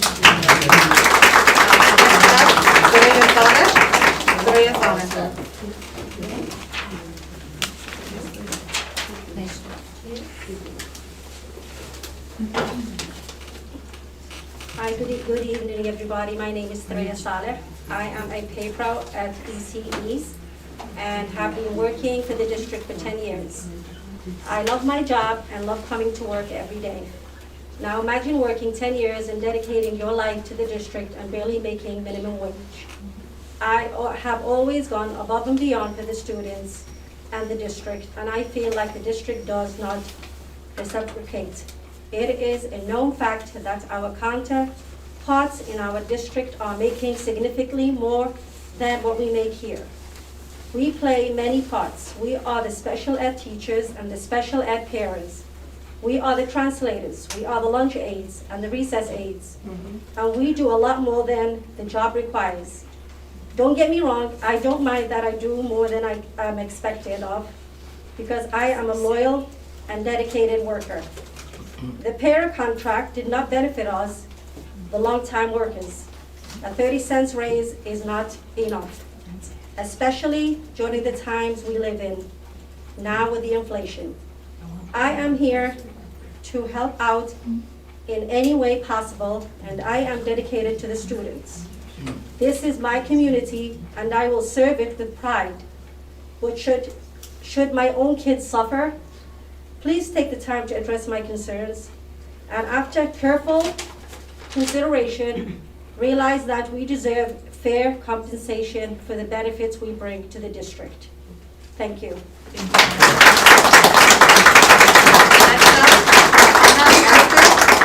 Farhana Akhtar.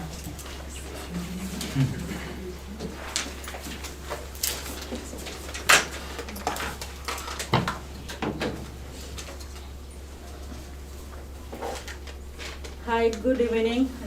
Assalamu alaikum. My name is Farhana Akhtar. I'm working at Early Childhood Elementary School. I've been working for the district about 18 years.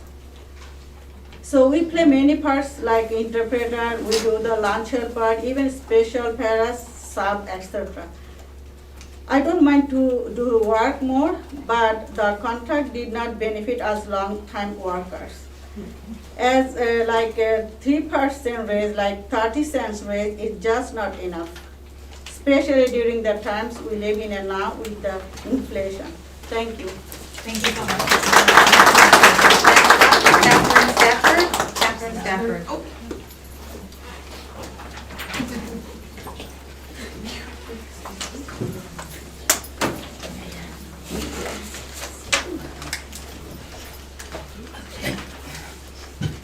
Good evening.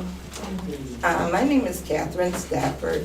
I have been a paraprofessional in the district. Actually, I work at Tobeda. I've been in the district working for a little over 26 years. I am here today to ask for a decent pay raise. Regardless of education, I am one of probably the lowest paid paras with 26 years seniority. My pay rate is only $15.45. I have tried over and over the last few years to fix this. I do not think that it's fair that new hires without any experience are getting a higher starting pay than I am. I know this for a fact. I enjoy working for HPS, but if I am not offered a higher hourly rate, this will be my last year. I will have no choice but to leave and look elsewhere for employment. I cannot live off of $15.45. I can't even pay union dues. I do not think this is fair. I hope that you look into the matter for me and take it upon yourself to do what is right.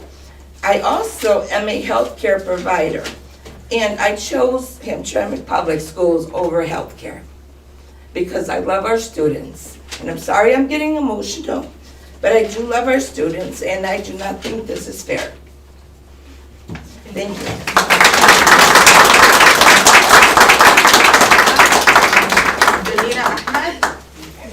Dilara Ahmed.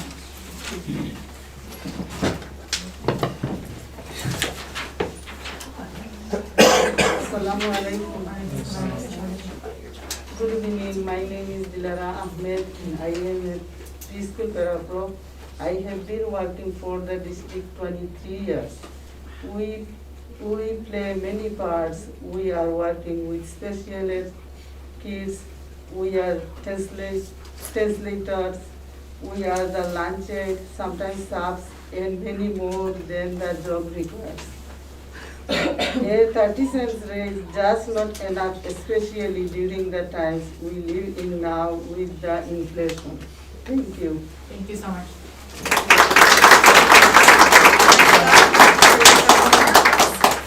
Teresa Comer.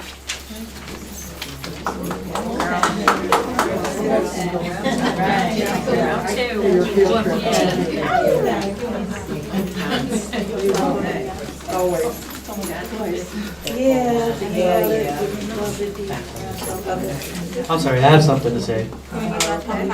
No. It's regarding this whole Parapro situation. I thought that the raise that they were given was actually 50 cent, but I'm hearing 30 cent over and over. That's number one. Regardless of it being 30 or 50 cent, it's not enough. Yes, okay, let's come back Okay. to it after. We're gonna have 10 minutes at the end to do this discussion. We can, okay. Thank you. Because I got a lot of discussion. All right, thanks. Good evening again. I am here because my ancestors from Mississippi and Lagos, Nigeria would not allow me to rest unless I said something. Last time at the board meeting, there was a man who runs One Hamtramck, and during his comments, he kind of turned to the gallery and said that the teachers' union was a lynch mob, okay? And I was offended. And I don't know, maybe some of you don't know what a lynch mob is, maybe you do, but according to the NAACP, a lynching is a public killing of an individual who has not received any due process. These executions were often carried out by lawless mobs. Lynchings were violent public acts that white people used to terrorize and control black people in the 19th and 20th century, particularly in the South. Lynchings typically evoke images of black men and women hanging from trees, but they also involved other extreme forms of brutality and mutilation. A typical lynching involved a criminal accusation and arrest and the assembly of a mob, followed by seizure, physical torment, and the murder of the victim. Also, photos of lynchings were also sold as postcards of the event. So I just wanted to get that off my chest because it has been bothering me. When you accuse people of something that serious, I don't think he meant it like that, but that is what he said.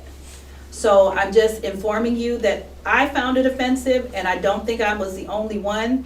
And when I talked to other people about it, it wasn't just, the black people. My white friends had problems with it too.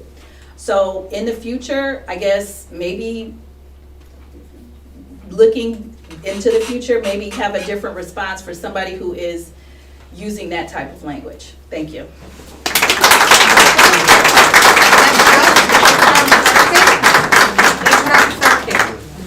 Mr. Sarkis.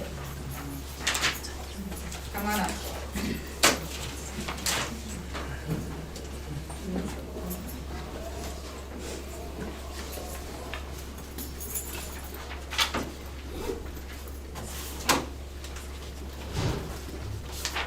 I'm going to share this with the board.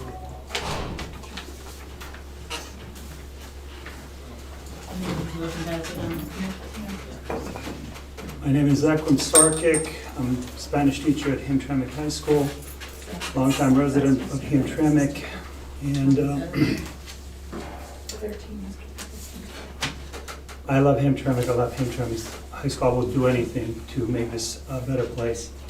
But I have prepared a statement, and through the chronology of the statement, I hope you will appreciate my passion for history and some explanation for our current situation. As you may know, HHS is Pacific Schools and HBS are entering priority status. Lowest performing schools in Michigan. How did we end up here? In April of 21, we hired an assistant principal who resigned 7 months later. In May of 21, principal of HHS resigned. Summer of 21, administrators were reassigned. Mr. Kiner was reassigned to KMS. End of August of 21, gentleman introduced himself as a principal of HHS. Due to incidents at his previous place of employment, media coverage board rightfully decided not to offer a contract. Person left in charge of high school was assistant principal hired in April who did her best with limited experience. Third week of September, HR director informed us that she did not have a suitable applicant for principal's position. I know that not to be true. In October of 21, and I will call this the curse of room 117, teacher resigns. To this day, almost 2 years later, that classroom does not and did not have a qualified teacher occupying it. So that is 2 school years, 1.5 years that those students entering that room are seeing the sub. We started and ended 21-22 school year with 6 staff members missing, and that included a principal. Mr. Kiner was reassigned to HHS first week of November of 21. So we're talking May, June, July, August, when we were supposed to prepare for the school year, we did not have a leader in our building. Can you imagine impact on culture and climate of an organization where each child, and I shared the paper with you, was seeing 2 to 3 subs per day, as was an example today. Today we have 15 subs. Only 1 person called in sick. 30 seconds. In February 22, I initiated a meeting with Central Office Administration to inform and rectify this situation. In one of the meetings that included HR Director, he was perplexed and unaware that we were short-staffed and experiencing difficulties. Throughout the school year, we had deteriorating this situation with discipline and behavior that culminated with massive fight that injured a teacher. In May of 22, Mr. Kiner was demoted to assistant principal, blamed for things, in my opinion, were outside his control. We did not get a principal of our building until week of September 2022, and I'll keep it short. Sorry, We next started up the is school year. Tony Coral. Everyone gets 3 minutes. Thank you. Next up, Tony Coral.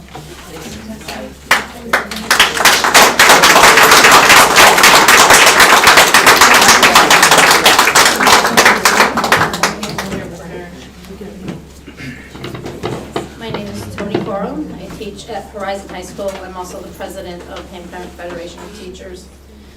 And my question that has been in my mind for quite a while is, what kind of district do we want to be? Who are we?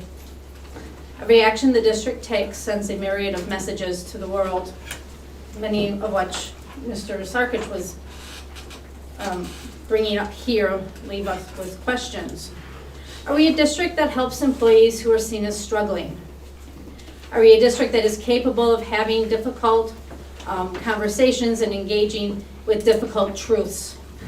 Or are we a district that tolerates retaliation against those who have the audacity to ask those challenging questions? Those retaliations led to great mass resignations. Are we a district that targets union leaders, such as transferring 2 union presidents in August of 2020, and then 1 more tonight up for renewal, non-renewal? Everyone here knows that I'm next. I ask that you ponder who we want to be. What you will do in a little bit will answer that question. I stand here before you, speaking on behalf of the Hamtramck Federation of Teachers, stating that we stand in solidarity with our brothers and sisters and the members of the Hamtramck Administration Association. At the heart of what will happen here in a few minutes, we'll answer the question of who we are and who we want to be, because whatever you choose today will send a big message, not only to the people in this room, to the community, but for those who may choose or may not choose to work here in the future. Thank you.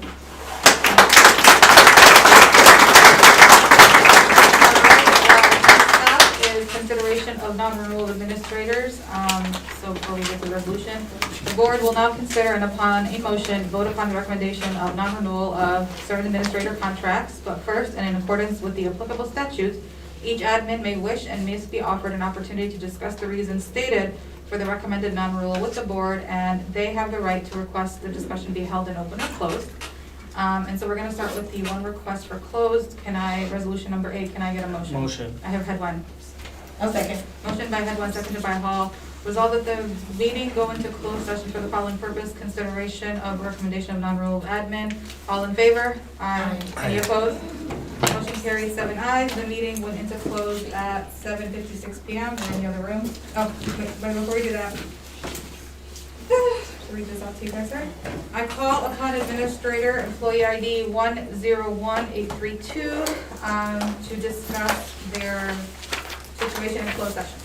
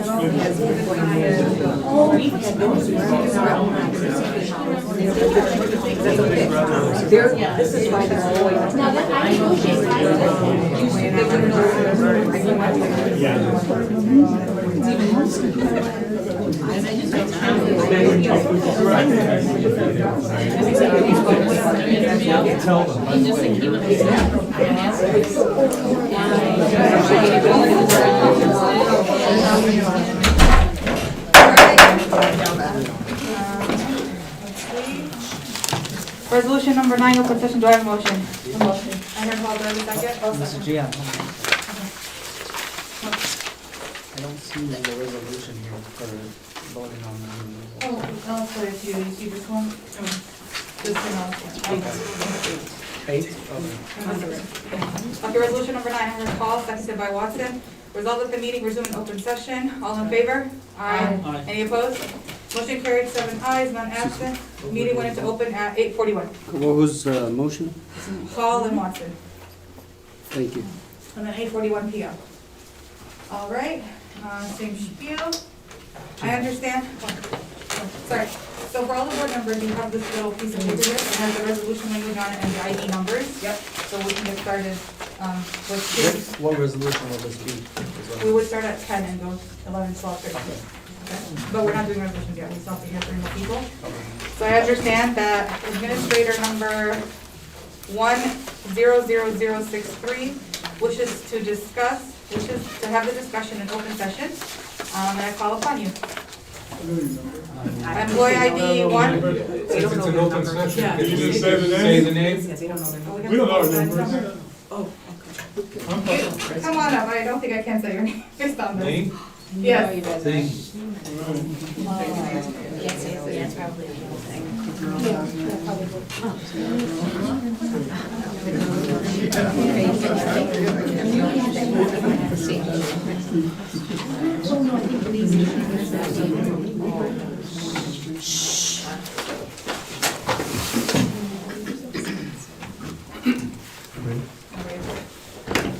Good evening, board members.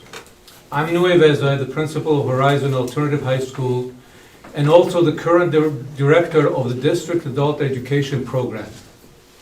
As I see some familiar faces, former students on the board, You may remember me as Mr. Rivez. I'm only a little older and a little grayer now. Let me begin by saying that I appreciate the opportunity to speak to you this evening. I have addressed this board and others who preceded you many times on many subjects, but tonight's address is different from all those that came before. Tonight's subject is personal. Almost 40 years ago of devoted service to Hamtramck Public School, as a longtime teacher, coach, sponsor of many clubs and extracurricular activities, and more recently as an administrator of Kosciuszko Middle School, Horizon Alternative High School, and director of adult education program for Hamtramck Public School, I find myself having to explain, or I should say having to defend my performance, not just for the last few years, but for my entire career with Hamtramck Public Schools.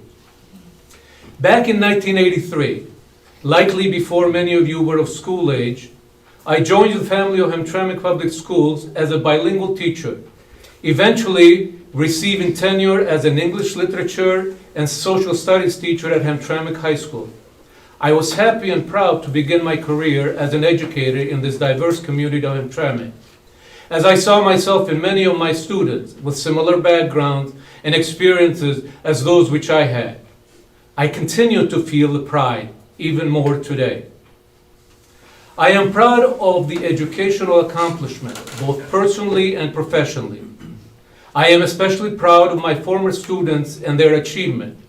It's a wonderful feeling when I have occasions to meet or hear about our former students who have gone on to achieve successful careers in many fields such as medicine, law, education, as doctors, lawyers, teachers, college professors, as well as our former students who are giving back to our community in many ways by holding public office, becoming business leaders in the community, and becoming public school board members.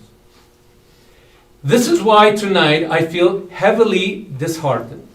I stand before you at the tail end of what I viewed as a dedicated and proud career as an educator. Tonight, I have to defend my 40-year career as an educator, which is being questioned with little or no explanation. Were the past 40 years just a fluke? Was my contribution of the last 40 years to the youth of Hamtramck fake? At this point in time, rather than focusing my continued efforts and attention on putting forth a plan with the help of my faculty, Wayne Risa partners, and guidance from the Michigan Department of Education to help our students achieve greater success, I have to now focus my efforts on having to defend myself and deal with the uncertainty created by the possibility of potential non-renewal of my contract, namely the decision which is before you this evening. Let me explain my predicament. After almost 2 years of absolutely no personal communication with the superintendent, on Wednesday, March 22nd, 2023, at 6:14 in the evening, I received the following email from the superintendent. Quote, "Your presence in my office on March 23rd at 10 o'clock is required. This is a directive. You may be accompanied by your union representative." End of quote. I was a bit stunned. The urgency of the message was evident. The tone of the message was ominous. I really could not fathom what could have prompted such an email from the superintendent, since I had not been advised of anything alarming having occurred in my building that day. I tried to think of what would warrant such a directive. I immediately replied to her by confirming my attendance. The next morning, as directed, I reported to the meeting together with my union representative, Anthony Kiner, president of the Hamtramck Administration Association, and Mark Wilkinson, vice president of the Hamtramck Administrative Association. At that meeting, the superintendent, along with Mr. Baumann, presented me with a notice of consideration of non-renewal letter, listing 6 reasons, a copy of which I presume has been presented to the board. The superintendent proceeded to inform me that the Board of Education for Hamtramck Public Schools will be considering a non-renewal of my employment contract with Hamtramck Public Schools on April 26 board meeting, tonight. She mentioned that there may be a severance package involved, as there are 24 months left in my contract. I feel compelled and duty-bound to address each of these reasons the superintendent listed on the notice individually. I know it's a long evening, but please bear with me. As you can imagine, this came as a complete shock, especially given the fact that I had no discussion with her in almost 2 years regarding my performance, nor had I received any warning or reprimand up to this point. I am aware of the agreement between Hamtramck Board of Education and Hamtramck Administrators Association, which states that a notice of non-renewal shall be accompanied by a detailed statement of the reasons for the non-renewal, together with a copy of all information on which the employer relied upon for said decision. At this meeting, the superintendent was required to have all of the evidence used to support her recommendation. When I requested this evidence, which again should have been accompanied the notice of non-renewal, none was present at the meeting. As stated earlier, the superintendent listed 6 reasons for your consideration of non-renewal. I will attempt to address each of these 6 reasons with your indulgence. Again, I ask you that you please bear with me. Number 1, unsatisfactory performance and evaluation during the 2021-2022 school year and thereafter. When I was presented with the letter, I immediately noticed and pointed out to the superintendent that the reference 2021-2022 school year, which she listed as, quote, unsatisfactory performance, was incorrect. I had in fact received an effective evaluation rating for the school year. The last performance evaluation which Ms. Ahmed and the then Executive Human Resource Director Michelle Imbrunoni conducted for me was for the school year 2020-2021, the pandemic year, when I was still the Kosciuszko Middle School principal. The superintendent then proceeded to mark up my copy of the notice by crossing out the year 2021-2022 and handwrite 2020-2021. I'm not sure which copy you have before you, the original issued copy or a marked up copy, which I have here today. And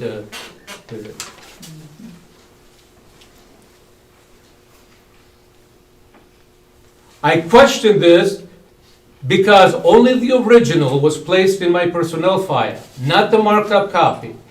This personnel file was reproduced and provided to me upon my request at a later date. So let's address the 2020-2021 school year evaluation that the superintendent referenced in the notice. The evaluation she and Ms. Imbrunoni had conducted, which she stated as unsatisfactory performance, and thereafter again referenced in the notice. Let me begin by providing the ratings for an evaluation used by School Advance, the instrument that was used for my evaluation.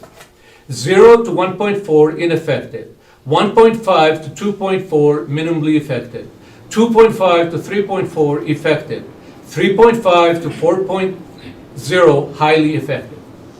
In my evaluation meeting for the 2020-21 school year conducted on June 5th, 2021, Ms. Ahmed and Ms. Imbrunoni gave me a rating of 2.4, minimally effective, a 1/10 of a point below the effective rating. At that meeting, they did not present any evidence supporting the minimally effective rating. They did not present any of the artifacts which I had submitted to them as requested for consideration in my evaluation. There was no discussion, no mention of the goals in my personal growth plan that I developed and submitted to them, which they accepted in October of 2020, covering the period from September 2020 to June 2021. When I was still principal at Kosciuszko Middle School. It makes me wonder if these pieces requested were ever even looked at. I am aware that according to Michigan Department of Education policy, an improvement plan, IDP, is required for an administrator who received a minimally effective rating in their most recent evaluation. So I left the meeting with the expectation that I would soon be contacted by my evaluators to begin an IDP. No such follow-up materialized. What I did receive about a month later was a Zoom request invite by Ms. Imbrunoni, whereby she informed me that I was being reassigned as the principal of Horizon Alternative High School. A few days later, I received an email, again from Ms. Imbranoni, providing me with a copy of superintendent's letter of reassignment. No further discussion was had with either about presenting me with an IDP. It is important to note that in November of 2021, the minimally effective evaluation was readdressed and amended to an effective rating by the interim superintendent. A copy of the revised effective evaluation was placed in my personnel file, and the amended rating was registered with the Michigan Department of Education.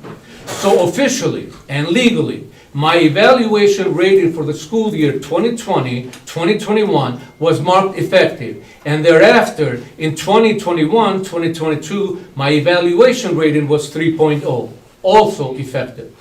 Therefore, the first reason in the non-renewal notice is rendered moot. The unsatisfactory performance and evaluation during the 2020-21 school year and thereafter, as stated in the superintendent letter, is untrue, as I was legally rated effective in both 2020, 2021, and thereafter in 2021 and 2022. Reason number 2, failure to improve upon transfer to new position. Let me begin by addressing the statement, transfer to new position. This was not mutually agreed upon decision to change position. My movement to Horizon was per the directive of Ms. Ahmed and Ms. Imbranoni. The Horizon position was not, at the time, a posted vacant position for which I had applied. In addition, there was no improvement plan presented to me for areas needing improvement for Horizon at the time of my reassignment. This statement is inaccurate. I had to diligently work with the staff and Wayne Reese, a consultant who was already engaged at Horizon prior to my reassignment, to identify the areas needed improvement, which were many. This was and is a work in process. I continue to work with the Horizon staff, with Wayne Reese and the MDE, to reassess the challenges and to implement strategies to best serve our Horizon students and the district. It is important to note that my reassignment to Horizon took place following the end of the district online instructional period due to the pandemic, during which time students were returning to in-person instruction after a close to 2-year online learning program, a time during which students were not subject to standardized testing and where accurate evaluation data was not available. I am not stating anything that you don't already know, as it has been widely reported that student achievement suffered nationwide during the COVID era, and it is evident that the road is very long to recovering lost ground. Reason number 3, failure to follow direction. I am not sure what the statement refers, as no examples were provided or addressed in my meetings, nor was a notation placed in my personnel file. This is a statement I sometimes presented to parents of my middle school students, where I would provide examples of their failure to follow direction. But in my professional career, I have had occasions to question something or present an alternative to a situation, but I have never consciously failed to follow a directive, nor have I ever been insubordinate to my superior. Number 4, failure to perform with an expectation. What expectation? Throughout my career, I have consistently met and exceeded the expectations for all positions I have held. I have consistently met with the requirements of all posted positions for which I applied and was selected. I have written goals and submitted personnel goals growth plan, which were approved by all district superintendents. I have met all the contractual expectations listed on the mutually agreed contract by the district administration and my bargaining unit. My decade-long career with Hamtramck Public School is a testament to my meeting all expectations needed. If there are any other expectations which are above and beyond these I have listed, those expectations were never communicated to me. Number 5, failure to exhibit and perform leadership responsibilities necessary to perform the job. I have been a principal, school leader, and instructional leader since 2007. Prior to that, I was a teacher and coach, and I am well aware of the qualities that make for a good leader. As a leader, I am constantly trying to create a dynamic and supportive learning environment. Along with Horizon staff, we try to identify and minimize barriers to implement strategies and establish an effective learning culture. I am called upon to act as mediator, instructional leader, counselor, and so forth. I make myself available. My staff, students, and parents know my door is always open and I am approachable. As a leader, one must act with a strong results orientation. One of my responsibilities is to direct my staff and school resources to achieve our academic goals. This is a moving target and requires our staff and Wayne Risa partners to continuously realign our academic achievement goals to stay current with MDE expectations.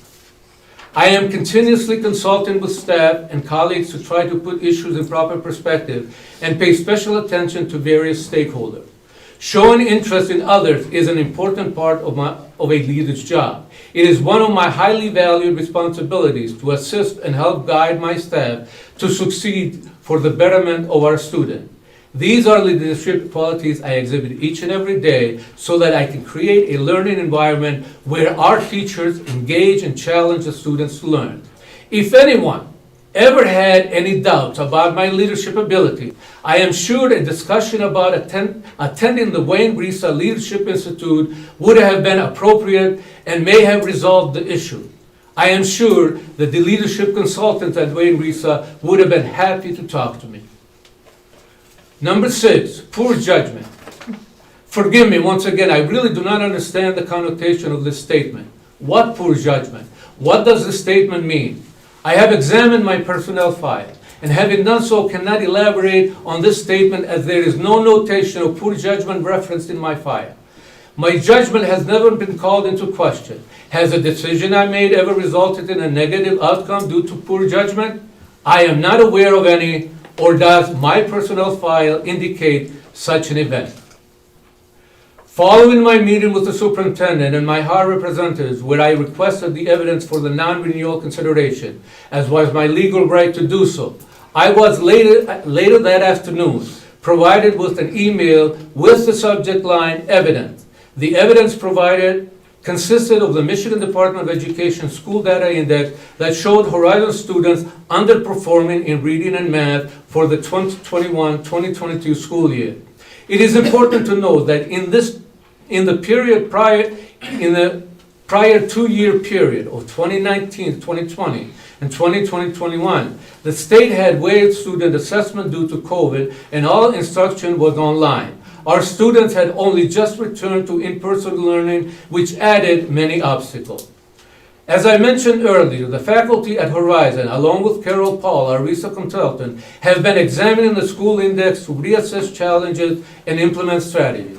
Horizon High School is an alternative school. It exists to serve the students whom the district would otherwise lose. If it wasn't for Horizon, these students would drop out of school. Horizon provides a small school experience with focuses on relationship and social and emotional learning. Most of the Horizon students are those who have tried and have not been successful in traditional high school settings due to the attendance, behavior, motivation, or academic struggle. Others are the emergent multilingual students who lack documentation for their poor prior educational experience. Due to their age, these students will not graduate from Hamtramck High School. There are also a large number of special needs students at Horizon. This year, our special education teacher has 14 students on her caseload. Students with IEPs who were not able to meet requirements at Hamtramck High School and were in danger of not graduating. Parents and students are very pleased with Horizon's class size, accommodated lessons, and teacher support. This year, we have 8 students with IEPs graduating, and we hope to see many more continue to graduate on time. For many of the Horizon students, education is not their #1 priority. Many of them hold full-time jobs and financially help to support families.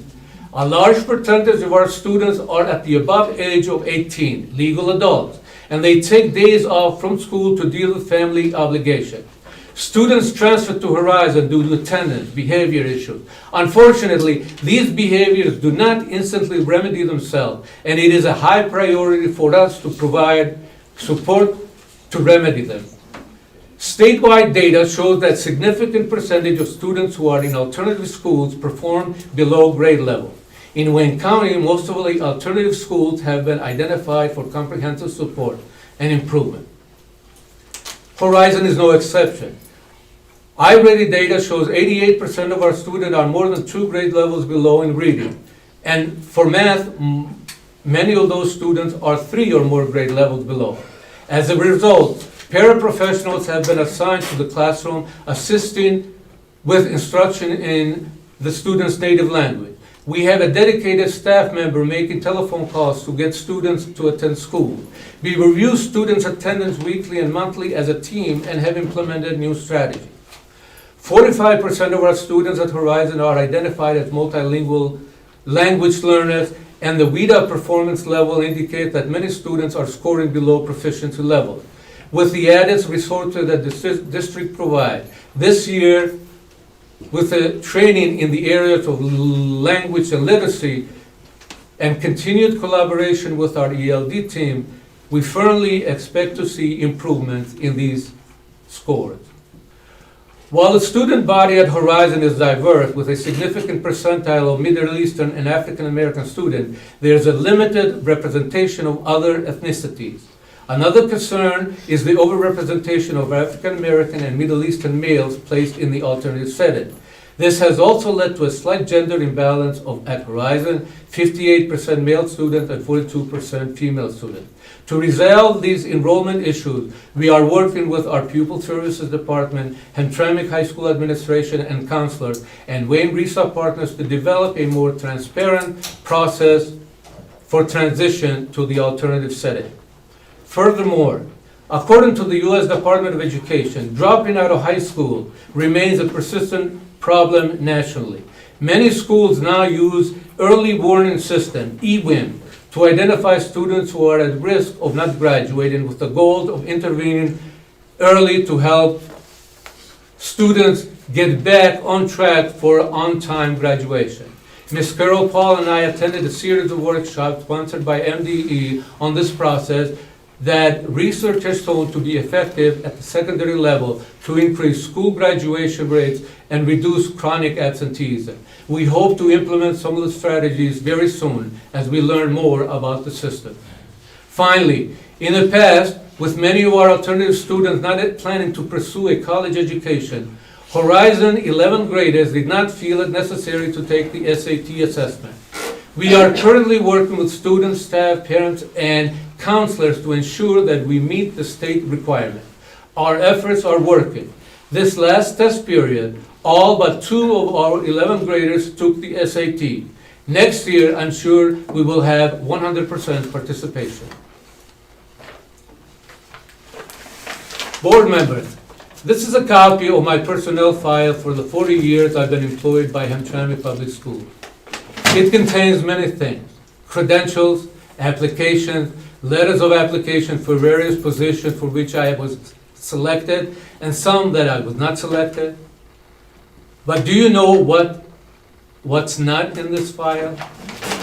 Not one letter of warning, not one letter of reprimand, not one letter of indication of poor performance, not one letter of needs improvement, not one letter of not following direction or insubordination, not one letter of failing to perform within expectation, and not one letter indicating poor judgment.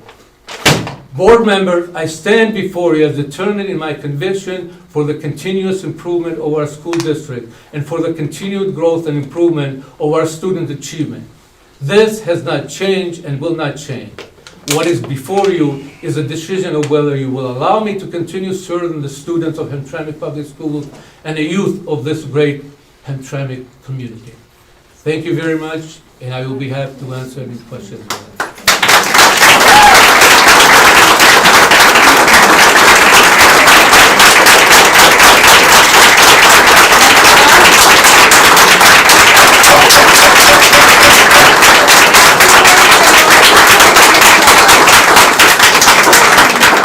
Next up, employee ID 101719.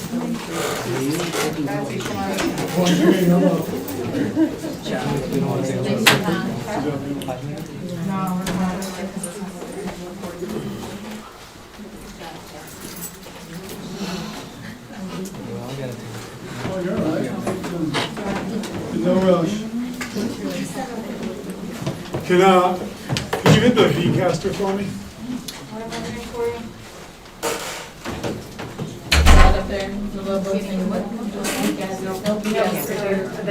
Yeah, that one, thank you. Here you go.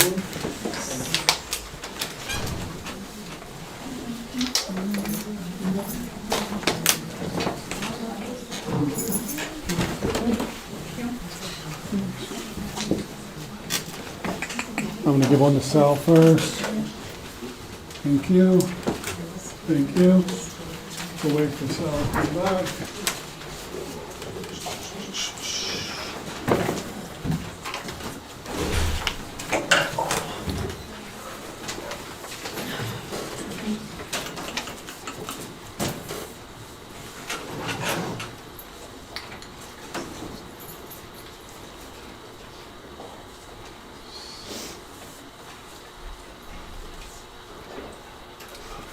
Thank you.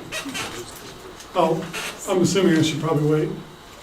Yeah, he went to the restroom. He'll Okay. be right back. Mic check, can you guys all hear me? Oh, yeah. Okay.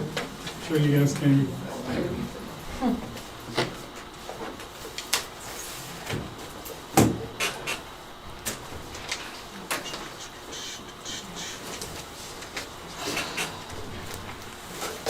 Maybe do you want to?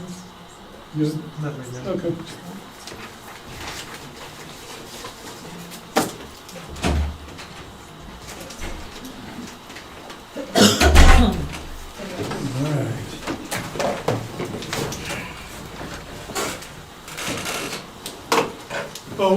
Oh, we're not there yet. I'll tell you, yeah, sorry, I'll tell you when we get there. Honorable Board, I am here to address you about the superintendent's recommendation for my non-renewal. I would like to start with things I have accomplished in my career here at Hamtramck Schools. I started here in 2017 as an academic behavior interventionist, where I implemented a process that lowered our first hour tardies. I was promoted to assistant principal in January of 2018, and then in 2021, promoted to KMS principal. Some of my accomplishments as an administrator are: I oversaw the science department, which is a leader in Wayne County, and helped motivate teachers in that department to take learning outside the classroom, which you guys all see because we have tons of things that come to your desk on field trips. Also, I helped create the outdoor club with Miss Madden and helped secure funding for students to take an overnight trip to Crystal Mountain. I also helped Mr. Albrecht and Mr. Preston create an underwater robotics team. I worked tirelessly with GM, PPG, and Heart of America to bring color to our classrooms in a 2-day volunteer efforts. And also, just so I know you guys said earlier, they are also willing to do our auditorium in year 3. We walked them through there, and that was a big deal to them. So that was also something I have in store moving forward. I work to expand our esports program through support and finding funding for them. I am the person counselors, students, and families come to find a plan of how to graduate because of my knowledge of the Michigan Merit Curriculum. I brought us up to compliance in English Language Learning Department by rescheduling our exploring classes due to the lack of certification of EL certification. I am the only ALICE trainer in this district. And if you don't know what ALICE is, it's our active shooter drill. And I'm the only one that trains every single employee. I led the charge in bringing 3 computer science classes, which are coding, cybersecurity, and computer science principles. I built a senior field trip last year because I understood what they went through during COVID. I supported Ms. Clemente with bringing the seal of bioliteracy to Hamtramck High School, and I'm working to meet the diverse needs of our English language learner population. I am your scheduler that gave 97% of students their first choices in class, which is a remarkable number. These are just few of the things I've accomplished, but the last three are some of my biggest accomplishments, and they all happened this year. First, I single-handedly saved our soccer and our basketball program from being on probation. I went up to Lansing to talk to Mr. Yule, who's the director of Michigan High School Athletic Association, sat in his office and talked him through what we dealt with our athletic director, what we dealt with no physicals, how we were going to fix it, what we were going to do. And out of that meeting, we did not get any probations. That is why our soccer team will be able to play in the districts next year, and our basketball team had all their players on the court. Second, since October 24th, I have been running our district admin meetings every Monday. I'm a vice principal. Oh, and my mic went off. I hit the thing. All right, I'm back. So, sorry. Second, like I said, since October 24th, I have been running the district administration meeting every Monday, which has kept building administration on the same page.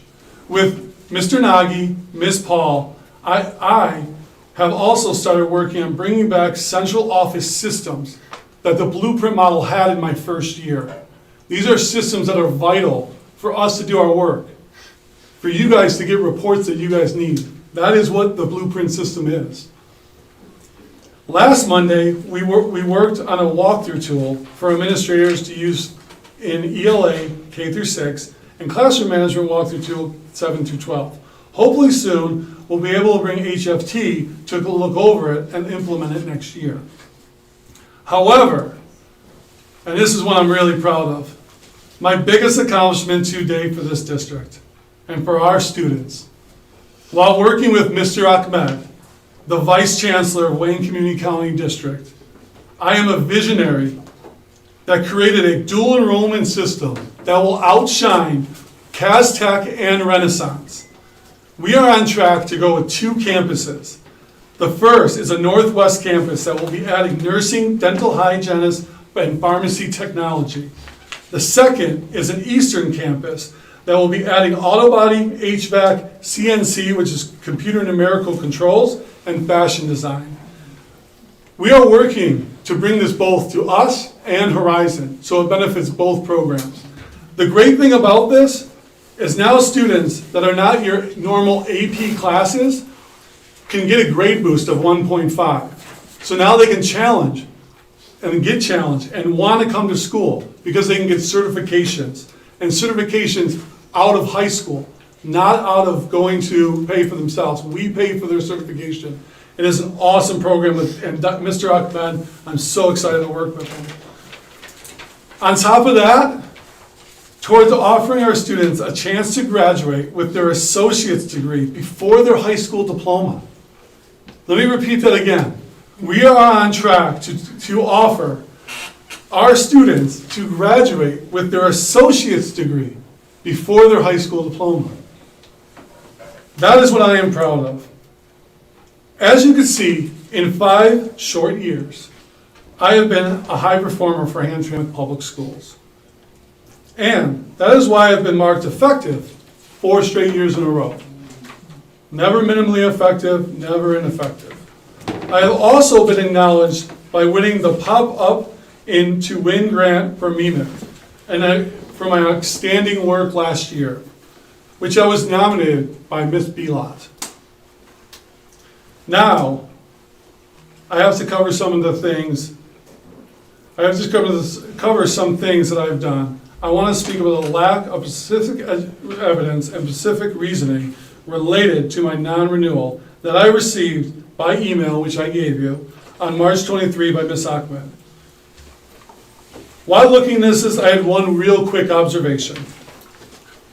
That I am a part of a team of 3 administrators. I'm one out of 2 assistant principals. We also have a principal at the high school. The evidence that provided by that email can go for every single one of us. But yet, I'm the only one here standing talking to you today. My wonder is that because I'm the union president of HA? Or is it because I spoke out at a board about hiring practices that were unfair and that broke many hiring regulations? I have also never been written up nor consulted about any of this. The lack of examples, performance, and just broad strokes of school performance, in my opinion, are unfair and unthoughtful. My letter states that I do not follow directions.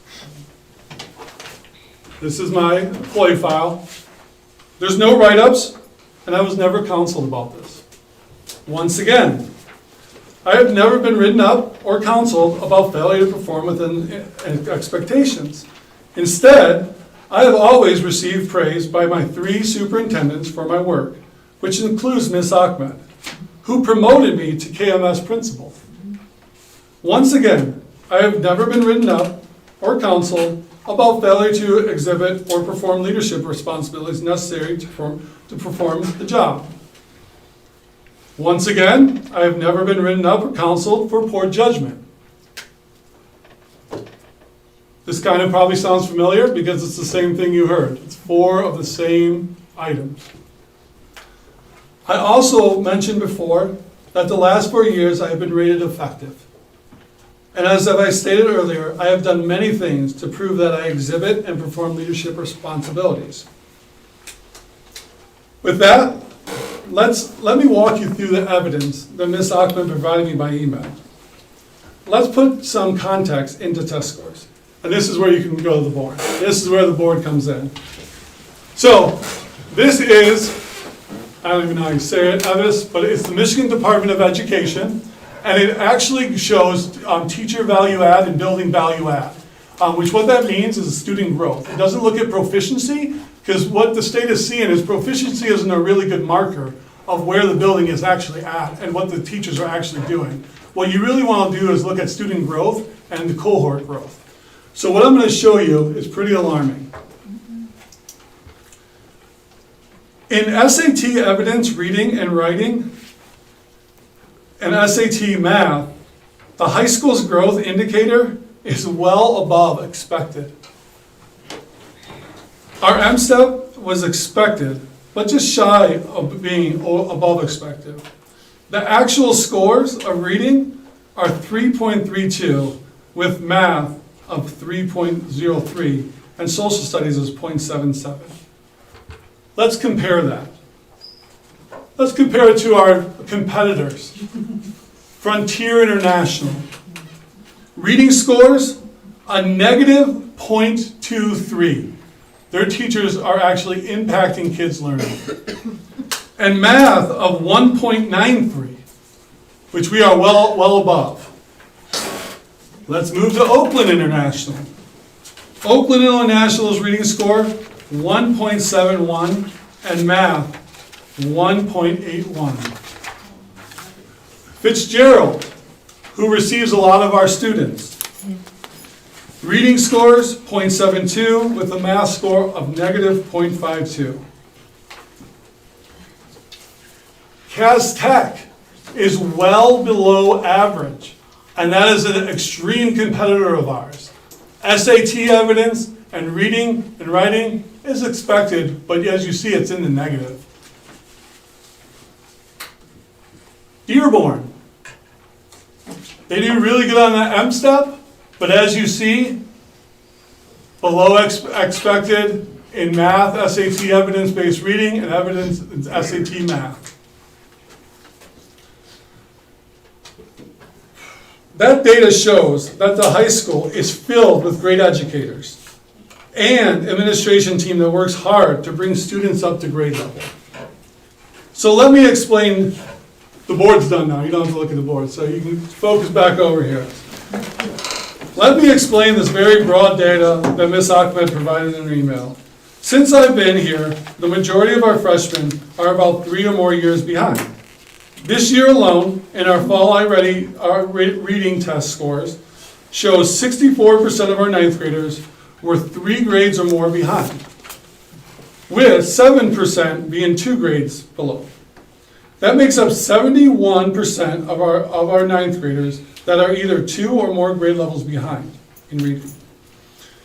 This year, our fall iReady math testing is 66% of ninth graders are 3 or more grade levels behind, and 9 were 2 grade levels behind, making up 75% of ninth graders are 2 or more grade levels behind. Once again, our teachers and our systems have a proven success in growing students for the SAT. Also, Nate Talbot, who's our data coach, presented to the board months ago about student growth, and the high school is currently the highest percentage of students that grew on iReady from fall to winter testing. Once again showing that the performance of the staff and administration at the high school is not only good, but it's exceptional. Which brings me to the high school being added to the TSI school.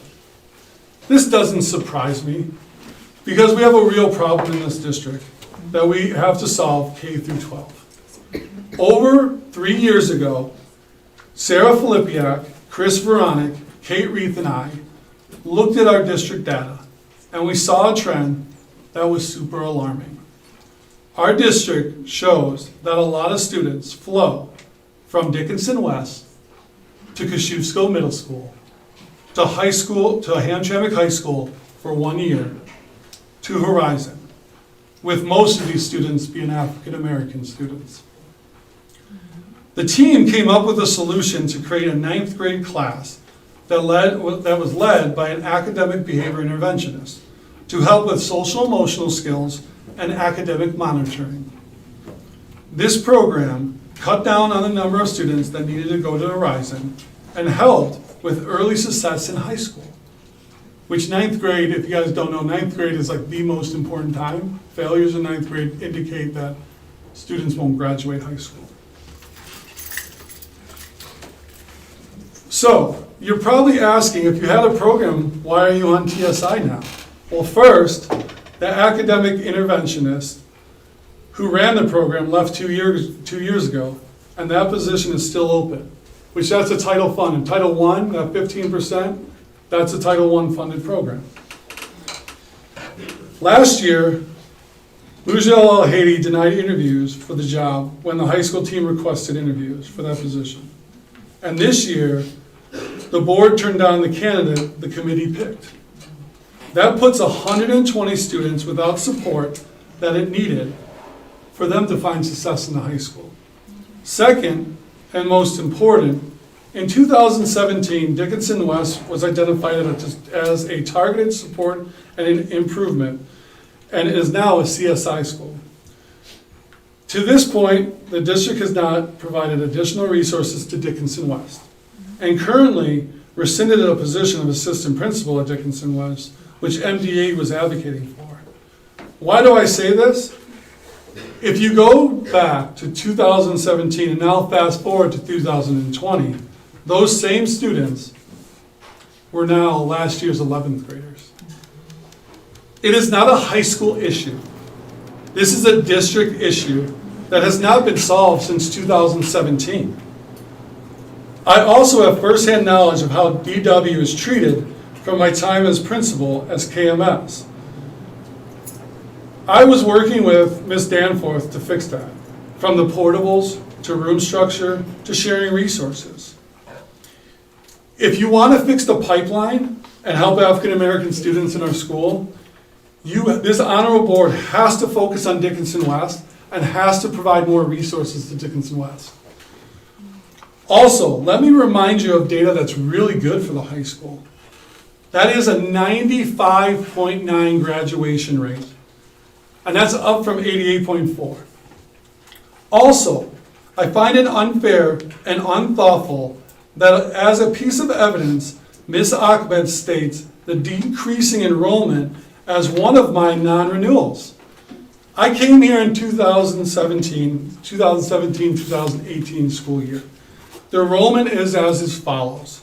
2018, 988. 2019, 1004. 2020, 985. 2021, 1043.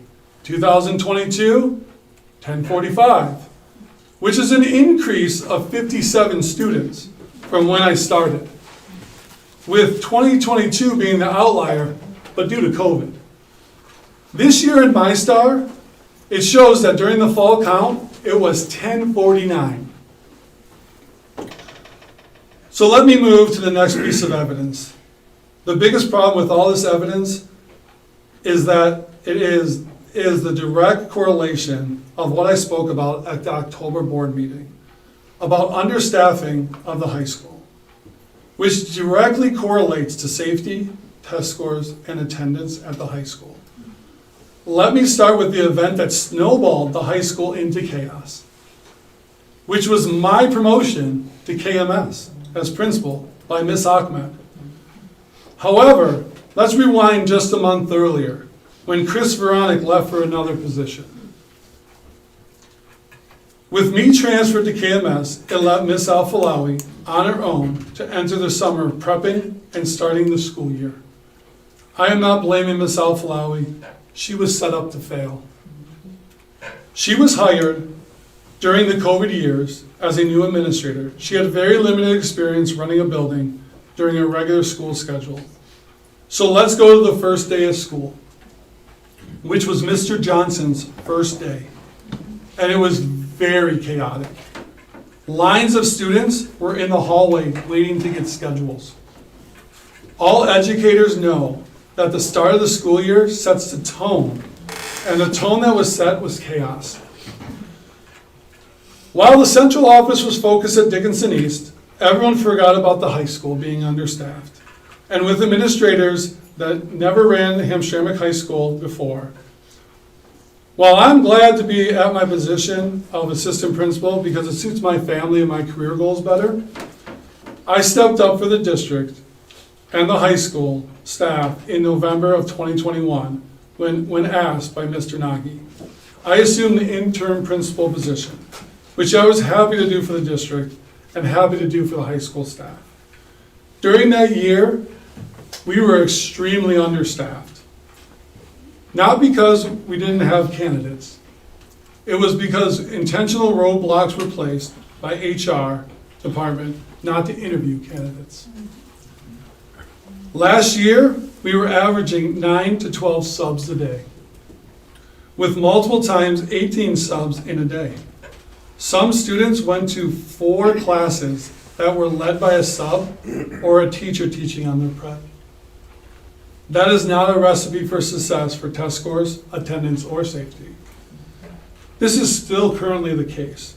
Currently, students have multiple subs and are put online education instead of interviewing.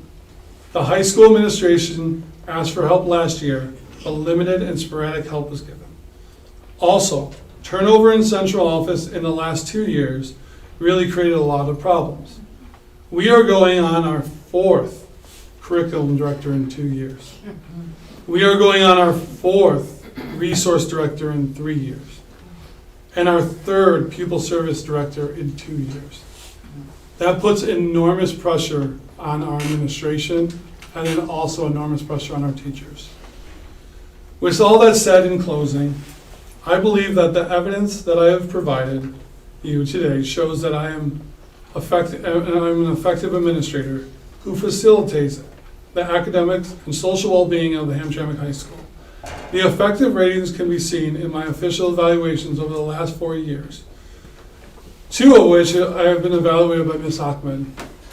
Also, in this year, 2 of my biggest accomplishments show that I'm effective, which a reminder are saving the athletic program for postseason probation, and also bringing dual enrollment second to none in Wayne County.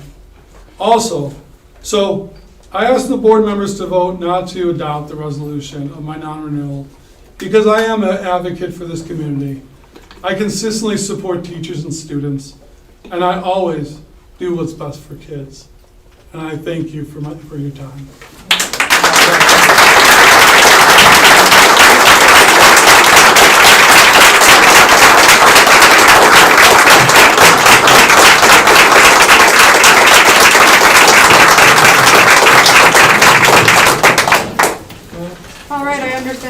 Administrator number 101638 wishes the discussion to be in open session, so we will proceed accordingly. I call upon Administrator number 101638. Come on up.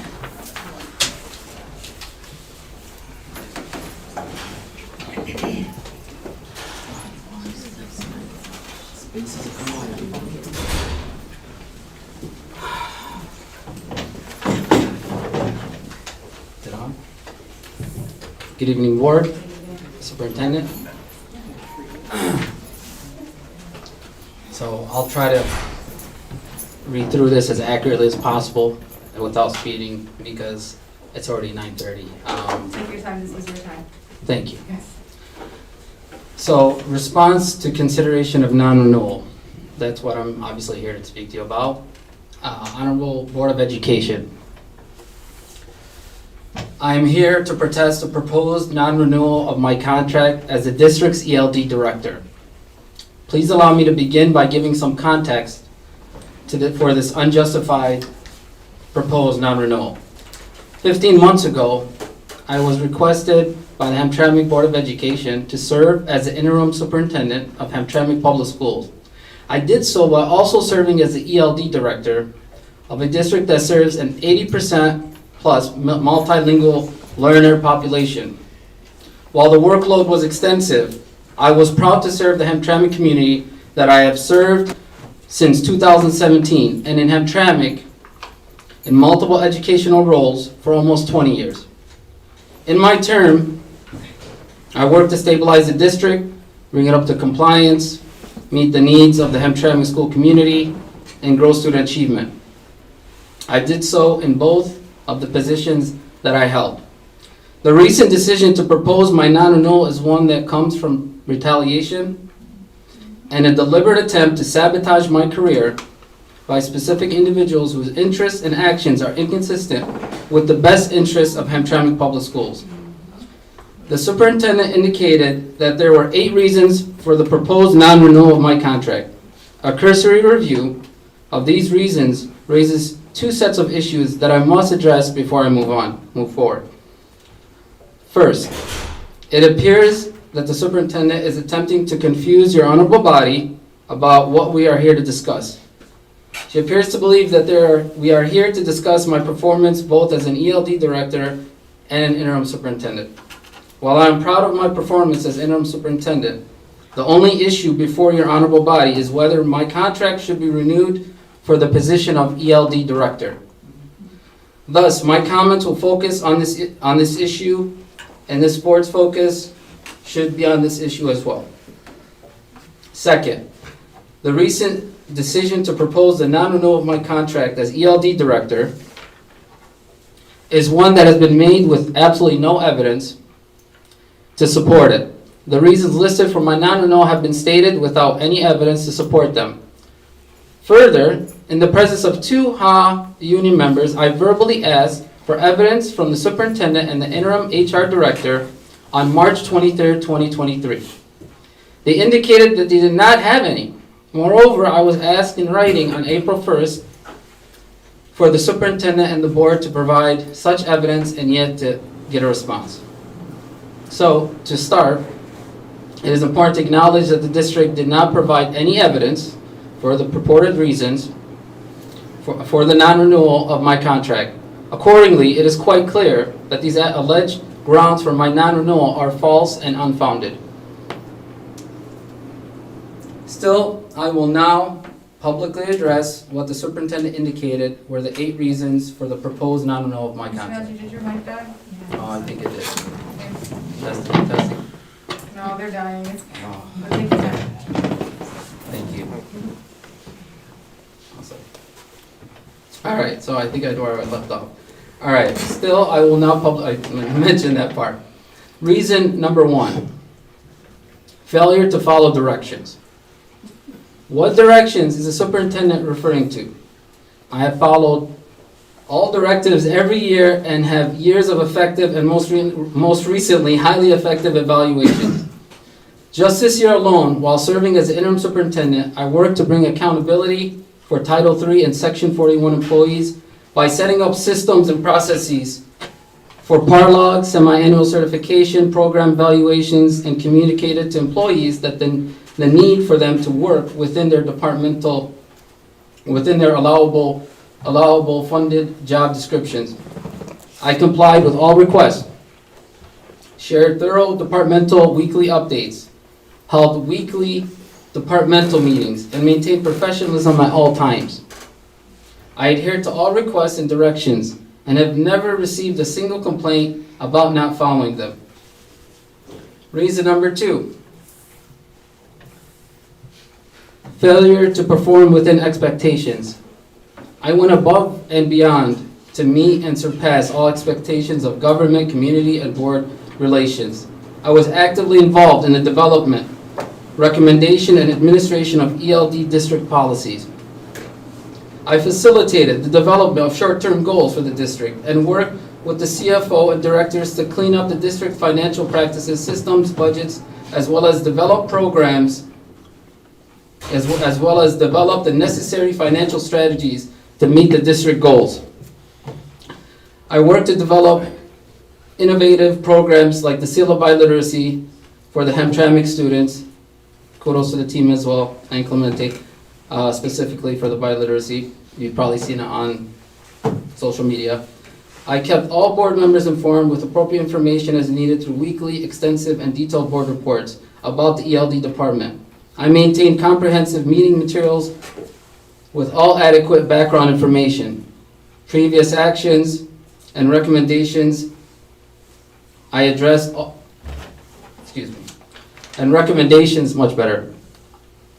I addressed all board questions and gave 24/7 access to myself through email, text, and phone call, and made sure to follow up to all board members. I developed videos about new ELD offerings like Mango Languages, again on social media, you might have seen on the district site. Remain positive in all communications, maintain confidentiality and discretion at all times, and dispelled rumors or misconceptions in a respectful, professional manner. I was approachable and always willing to meet, even on weekends, with all stakeholders. I attended events in the community during and after hours. I was visible and present at functions, such as the music show during the summer, graduations, staff events, parent meetings, Eid Festival, Hamtramck Festival, Bengali Festival, Kindergarten Roundup, Family Fun Fair, the list goes on. I not only met all expectations, but I exceeded them. Reason number 3, failure to exhibit and perform the leadership responsibilities necessary to perform the job. I am proud to say that I am a great leader, one that leads with respect, professionalism, and inclusion. My goal for the ELD department was not just to get by, but to take it to the next level. I addressed OCR complaints against the ELD department and dismantled practices that conflicted with students' rights to equal access to education. I worked to bring the district with professional development to ensure growth of all staff in EL and academic instruction across all K-12. The Office of Civil Rights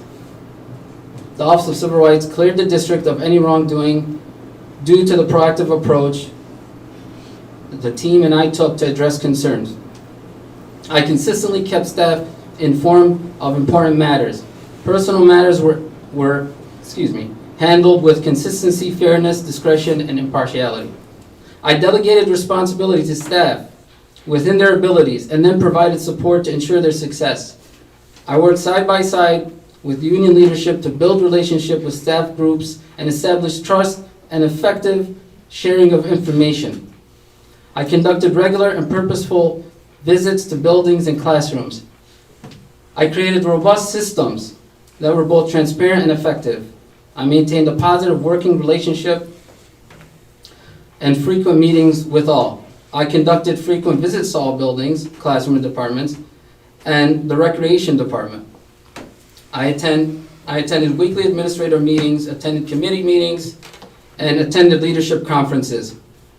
All my communications were those of respect and resolve, and I exhibited the highest of character and integrity one could have to perform my leadership responsibilities.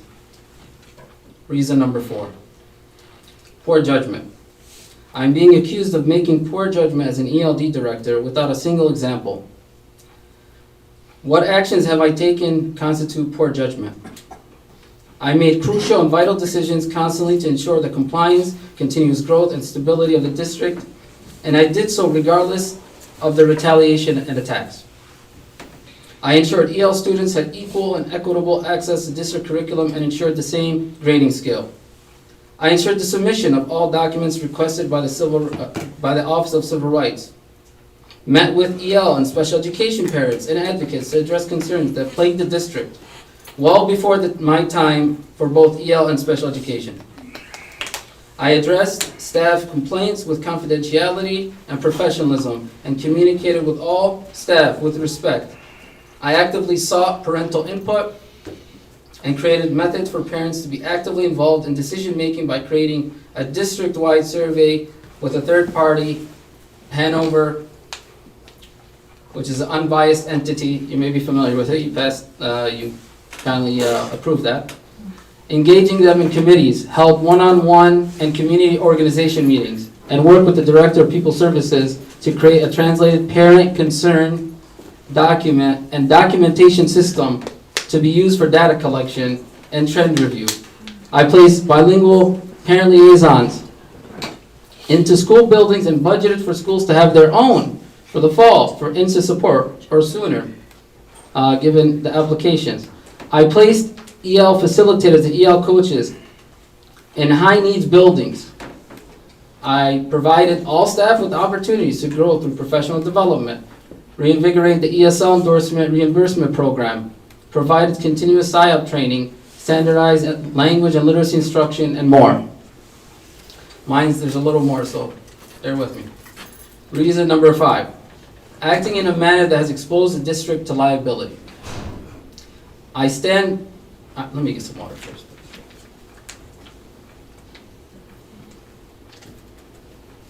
Thank you. Acting in a manner that has exposed the district to liability. I stand behind all my actions which were done for the protection of the district as opposed to the personal interests of those with agendas that do not reflect the best interests of the school district.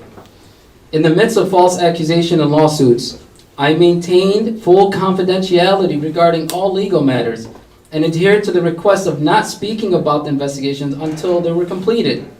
I did so even when the board allowed others to speak openly about pending investigations in public board meetings. I filed complaints with the Office of Civil Rights and Office of Inspector General to protect the district. I stand behind my whistleblower complaints. I must also note that I was retaliated against when I was placed on a leave of absence, same day, 3 o'clock that afternoon, leave of absence based on claims for which there is no evidence. Although it is fair to say that this is the only part of the retaliation to which I have been unlawfully subjected. Reason number 6. Inappropriate conduct towards staff members. My reputation speaks for itself. Over 300 employees, I think it's more than that, it's 400 altogether. Hundreds of students and their families, directors, statewide superintendent, ISD leadership, community members can attest to my professionalism and work ethic. Any accusation of inappropriate conduct requires explicit description and evidence, all of which were never presented. I have repeatedly asked for this and have yet to receive a response. So more to go. Reason number 7. Failure to disclose or tell the truth regarding matters under investigation. I have shared and communicated everything in the most honest and truthful manner. I would like explicit feedback on what I allegedly failed to disclose or tell the truth regarding matters of investigation and to whom, especially regarding the ELD department and in my role as an ELD director. I will no longer tolerate accusations without merit. I communicated all things to families, teachers, administrators, directors, employees, lawyers, and board members in a direct, respectful, and honest manner. I've been transparent about all matters, even when I knew the sharing of information would make me a target. I dealt with public attacks with great professionalism and stayed patient as false accusations were held against me in public meetings and without due process. Reason number 8. Retaliation against coworkers for their relationships with other coworkers. I have been accused of retaliation against coworkers for their relationships with coworkers. I want to be very clear. Sexual harassment in the workplace is against the law, and no employee is above the law. I did not in any circumstance violate the rights of any employee, nor did I retaliate against anyone. In fact, I was within my scope and within the board and Title IX policies when I acted to address concerns countless staff brought to my attention. Lastly, I'm here today to publicly deny all allegations brought forth against me and to publicly ask for any evidence that the superintendent and this honorable body purportedly have concerning the proposed non-renewal.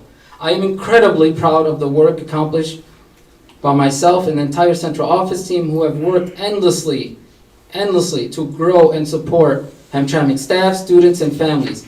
I am proud of the central office staff, teachers, principals who dedicated themselves to their students and not their own interests. I am proud of all those who worked hard to keep this district running in the midst of challenges without ever asking for anything in return. Lastly, I am proud of my leadership and all I've accomplished for all members of our Hamtramck community. I acted in good faith, with great dignity, honesty, and respect that honors my family, my community, and my nephew, who I know is proudly looking down on me today. Accordingly, I respectfully request your honorable body to renew my contract as ELD director. Thank you.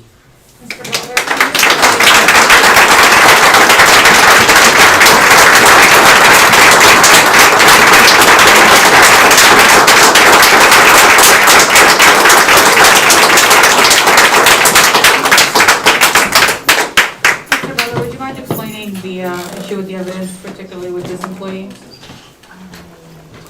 I think the employee was informed of what everything was based upon, but there's certain evidence that cannot be made public, but that's not the standard as to whether or not the information is or is not public. The information was based upon information the district received. Okay, as long as the employee was informed, I just want to make sure. Well, I wasn't at any of the meetings with the employee, but I think the employee was aware of what the information was based upon. Okay, thank you. All right, we're gonna move into now the actual resolution. So the board members just want to know as resolution language. We're gonna go in the order of the employee ID. And we're gonna start with resolution number 10, okay? So resolution number 10, non-renewal of administrator number 101832. Resolved that the Board of Education approves the non-renewal of administrator contract of administrator number 101832 for all the reasons stated in and in accordance with the notice of recommendation of non-renewal. Do we have any discussion?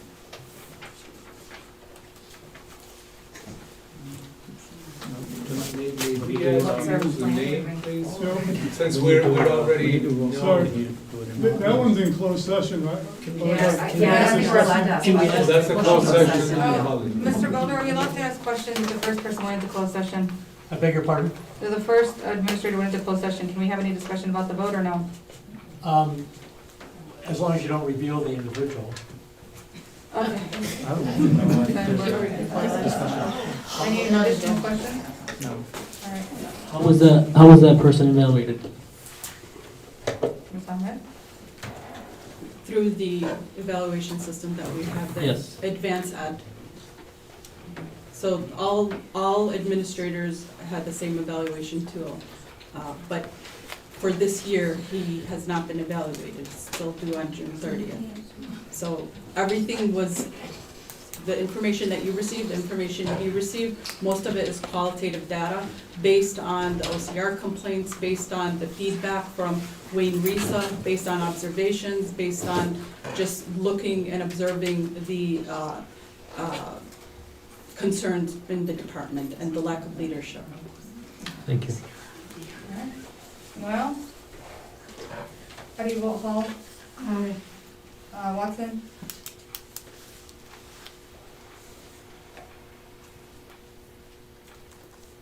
Nay. Gahane? Aye. Ferris? Nay. Obey? Nay. Hedwig? Aye.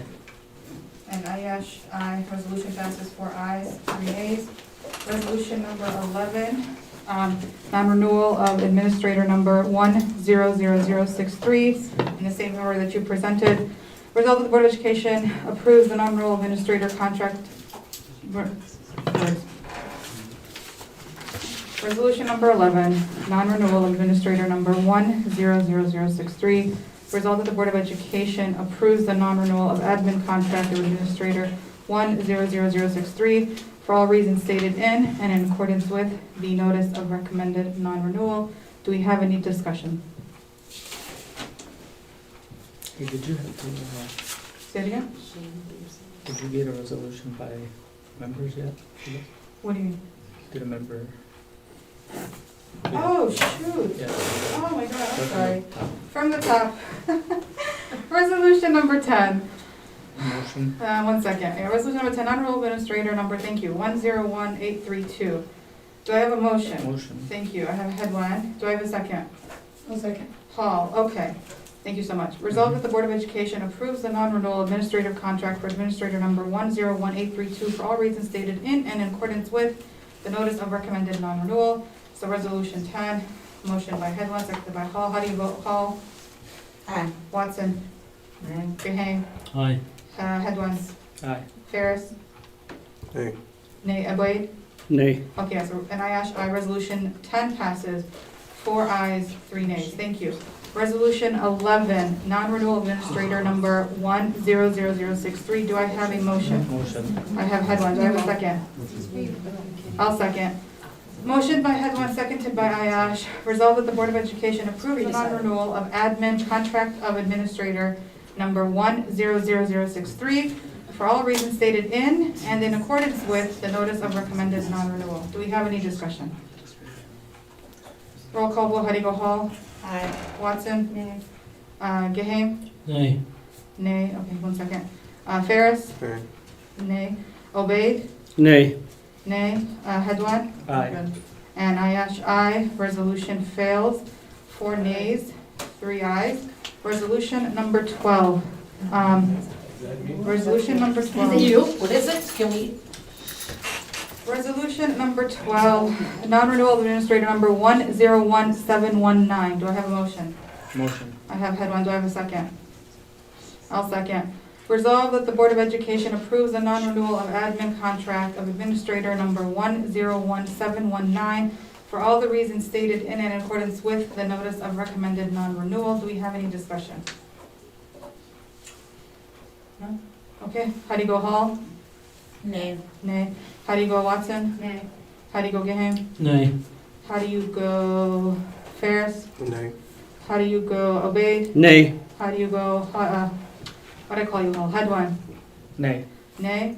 Hedwan, nay, and Ayash, aye. Resolution fails. 6 nays, 1 aye. Resolution 13, non-renewal of administrator number 101638. Do I have a motion? Motion. I have Hedwan. Do I have a second? One second. Hall. Motion by Hedwan, seconded by Hall. Resolved that the Board of Education approves the non-renewal of admin contract of administrator number 101638 for all the reasons stated in and in accordance with the notice of recommended non-renewal. Do we have any discussion? I do. Yes, Because we didn't get the, information about that, but he said that it was for the EOD, so is he getting, is this for EOD or him as an employee in general? ELD. Okay. Confirming it's EOD? Because I just. Okay, the evidence was that packet we had received in closed session, so. I'll write it, if that triggers your memory. Right, but I'm just saying because that's when he was the rest about it. Right, but remember it was both roles, if you go back and read it. Do you remember? Yeah, I think so. call vote, how do you go, Gaham? Nay. Watson? Nay. Hall? Aye. Pedwan? Aye. Obaid? Nay. Ferris? Nay. And I, resolution fails, 4 nays, 3 ayes. And now we have 10 minutes of additional board discussion. The only thing I want us to clarify what Horizon High School is, because they say it's alternative, but on our website it says high school / adult ed. Because I feel like most of the kids there, well, I know when I was substituting, I had a few kids tell me, I'm getting transferred to Horizon because I failed this class or something. Are we taking the kids that are doing bad over there, or are we taking the dropouts and bringing them over there? Because that's just, are we taking them over there for the, just so we can have our student count? Because that's all I want to know. Because I know like a few kids only failed like one class and it was shipped over there, so. Okay. Anything else? Yeah, I have a couple. You want us to talk about that? You want me to say something? No, yeah, keep going. I just wanted to make a comment on two things from earlier comments. For the whole 18 substitutes who are at the district today, because there's no teachers, there's 4 vacancy positions, so there's only 4 subs that were there for vacant positions. The rest were out on school business or calls. So let's not paint a picture that's not really what it is. That's number one. Number two, once again, I've already mentioned this before, we're not going to stand here and continue to tolerate threats of max exodus. With all due respect, as much as we respect our teachers and honor them and value them, if you do not want to work in this district, we do not need to hear threats over and over about it. There's other districts, I gotta say what I have to say. There's other districts that will be more than willing to take you, and there's teachers that will be more than willing to come here. So the threats of mass exodus over and over, nobody is holding you, nobody's forcing you to stay here. If you do not want to be here for this district and for the students, the door is wide open. Please. Okay, I said what I needed to say. Thank you. That's on behalf of yourself, not on behalf of the board. You're welcome. With that being said, That was done. I just got You're reminded, we had this discussion about paraprofessionals you just wanting to substitute. I thought we moved up their rank. We did, but they didn't fairly be represented, Now, can so. you double check? I thought it was at least 18, but when I went back, the public comment said that they were. 30 cents. They were subbing, they were doing lunch aid, they were doing pick up and drop off. Translation and interpretation is not cheap. Changing diapers. Changing diapers. Getting beat at, which I've witnessed going to ECE. Can we? But they still don't, they get at the bottom of the pay scale, why? Because they're not Do valued. they get health benefits That's- if they're getting assaulted at work? No, Well, so I have a note on that from, that group. I'm curious about OSHA, and how that factors in, because if they're getting assaulted or if they're needing to seek medical treatment. Can you look Yeah. into their actual job duties and then the actual responsibilities of the aide versus additional work? Because interpretation alone would cost the district a lot. So if they're providing that language, they're providing the languages required for our they're students. providing a lot, more than they're required to, and they're still treated like they're they're all- not from what valued I- members of this community From what and I've district. interpreted, they're all parents from this community and they've been here multiple decades. Yeah, they should be making way more though. Nobody should be working in our district for over 20 years, making $18. Meanwhile, we have people in the district that want to, Okay, class, thank you. no, I can talk. Please. We have people in the district that want to get paid just to stay an extra 2 minutes. Meanwhile, these people do it out of the good faith of the students. And that's what we need in this district. We don't need no harassment, no bullying, no intimidation, because that has to stop. It does, and people deserve to be fairly compensated. So let's Fairly Can we compensated, look yes. into the both para and special paras and see what their pay rates are? What were we saying this one? And then, I had a note about that too, about, the group from ECA, some, ECE. that spoke, they all seem to be the same types. So what I wrote down were OSHA concerns and we looked into, and one of the presenters, that they had been work, she got bit, she received medical attention. I watched her get hit. watched her She said they got get her. Yeah, we have. Anyone that gets injured on the job, we follow through with that. Thank you. Any other additional discussion? Yes, please. Go ahead, Mr. O'Meara. Okay, there is an incident happened in Hamtramck High School that we, as a board, didn't get reported about, which a student, show herself in a classroom, and that was not reported to the board. We, What did he do? I'm sorry. yes, Oh, absolving herself to, there is a females in the class that was, he done it many times that we didn't get reported. I wanted to know what happened and why it didn't get reported to the board. Also, We something. don't, I don't know.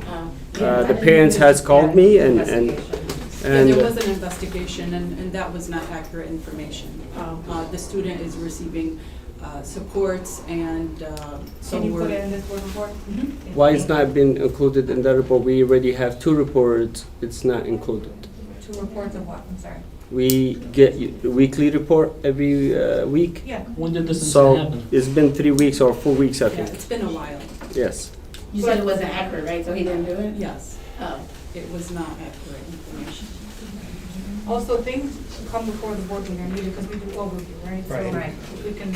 if That you have- doesn't seem to be the case right now. No, if we have additional questions about things that happen day to day, you can reach out to the super directly, but as a board, if things are being addressed and they don't come before us, No, but It's day to day, right? It's day to day, but we should be reported because the parents came in and Right, then reach out. I wanna hear day to day, everything that happens, please no, report it. Mr. Obed, if you get that, no, sorry, Mr. Obed, if you get something like that, the Okay. parent That's what I'm comes to you saying. as a board member, Yes, and it's a day-to-day procedure, can you reach out to the super so? Sure, she I will can do get that. Because we've also, remember, That's how it's always remember been. when the video circulated about the student in We- prayer? That came to us, multiple board members, that was Yes. on social media, there were angry parents, angry students, angry teachers because of this, and it came to us, but we, as a board, know we're over here and we had to allow the day-to-day tasks to be handled, you know? well, this is why I brought it up today. Thank you, yeah. And I'm not saying I brought it up, why didn't BNC in contact to me and investigate what happened? That's the thing, so if it comes to. Did you that, bring it up when it happened to her? I just got it this week. You So said you heard Don't- about it 3 weeks Okay. ago. I'm don't- just saying. I said it happened Anyway, 3 weeks ago. I'm done. Okay? Don't interrupt because nobody interrupted Nobody you. interrupted you, I'm saying facts. Resolution number 14, adjournment, do I have a motion? Motion. Paul, wait, who said second, sorry. Okay, Did motion I- by, sorry, motion by Hezwan, seconded by Gay, resolved that the regular, not regular, resolved that the town meeting be adjourned at 10:00. Resolution number what? Sorry, it's resolution number 14. Yeah, resolution number 14, motion by Hezwan, seconded by Gay, resolved that the meeting be adjourned at 10:06 PM. All in favor? Aye. Any opposed? Motion carries, Bye, everyone.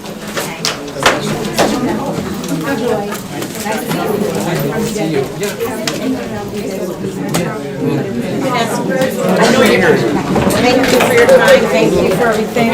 So you could ask, you want me both or one of them, it's up to you. Yes, ask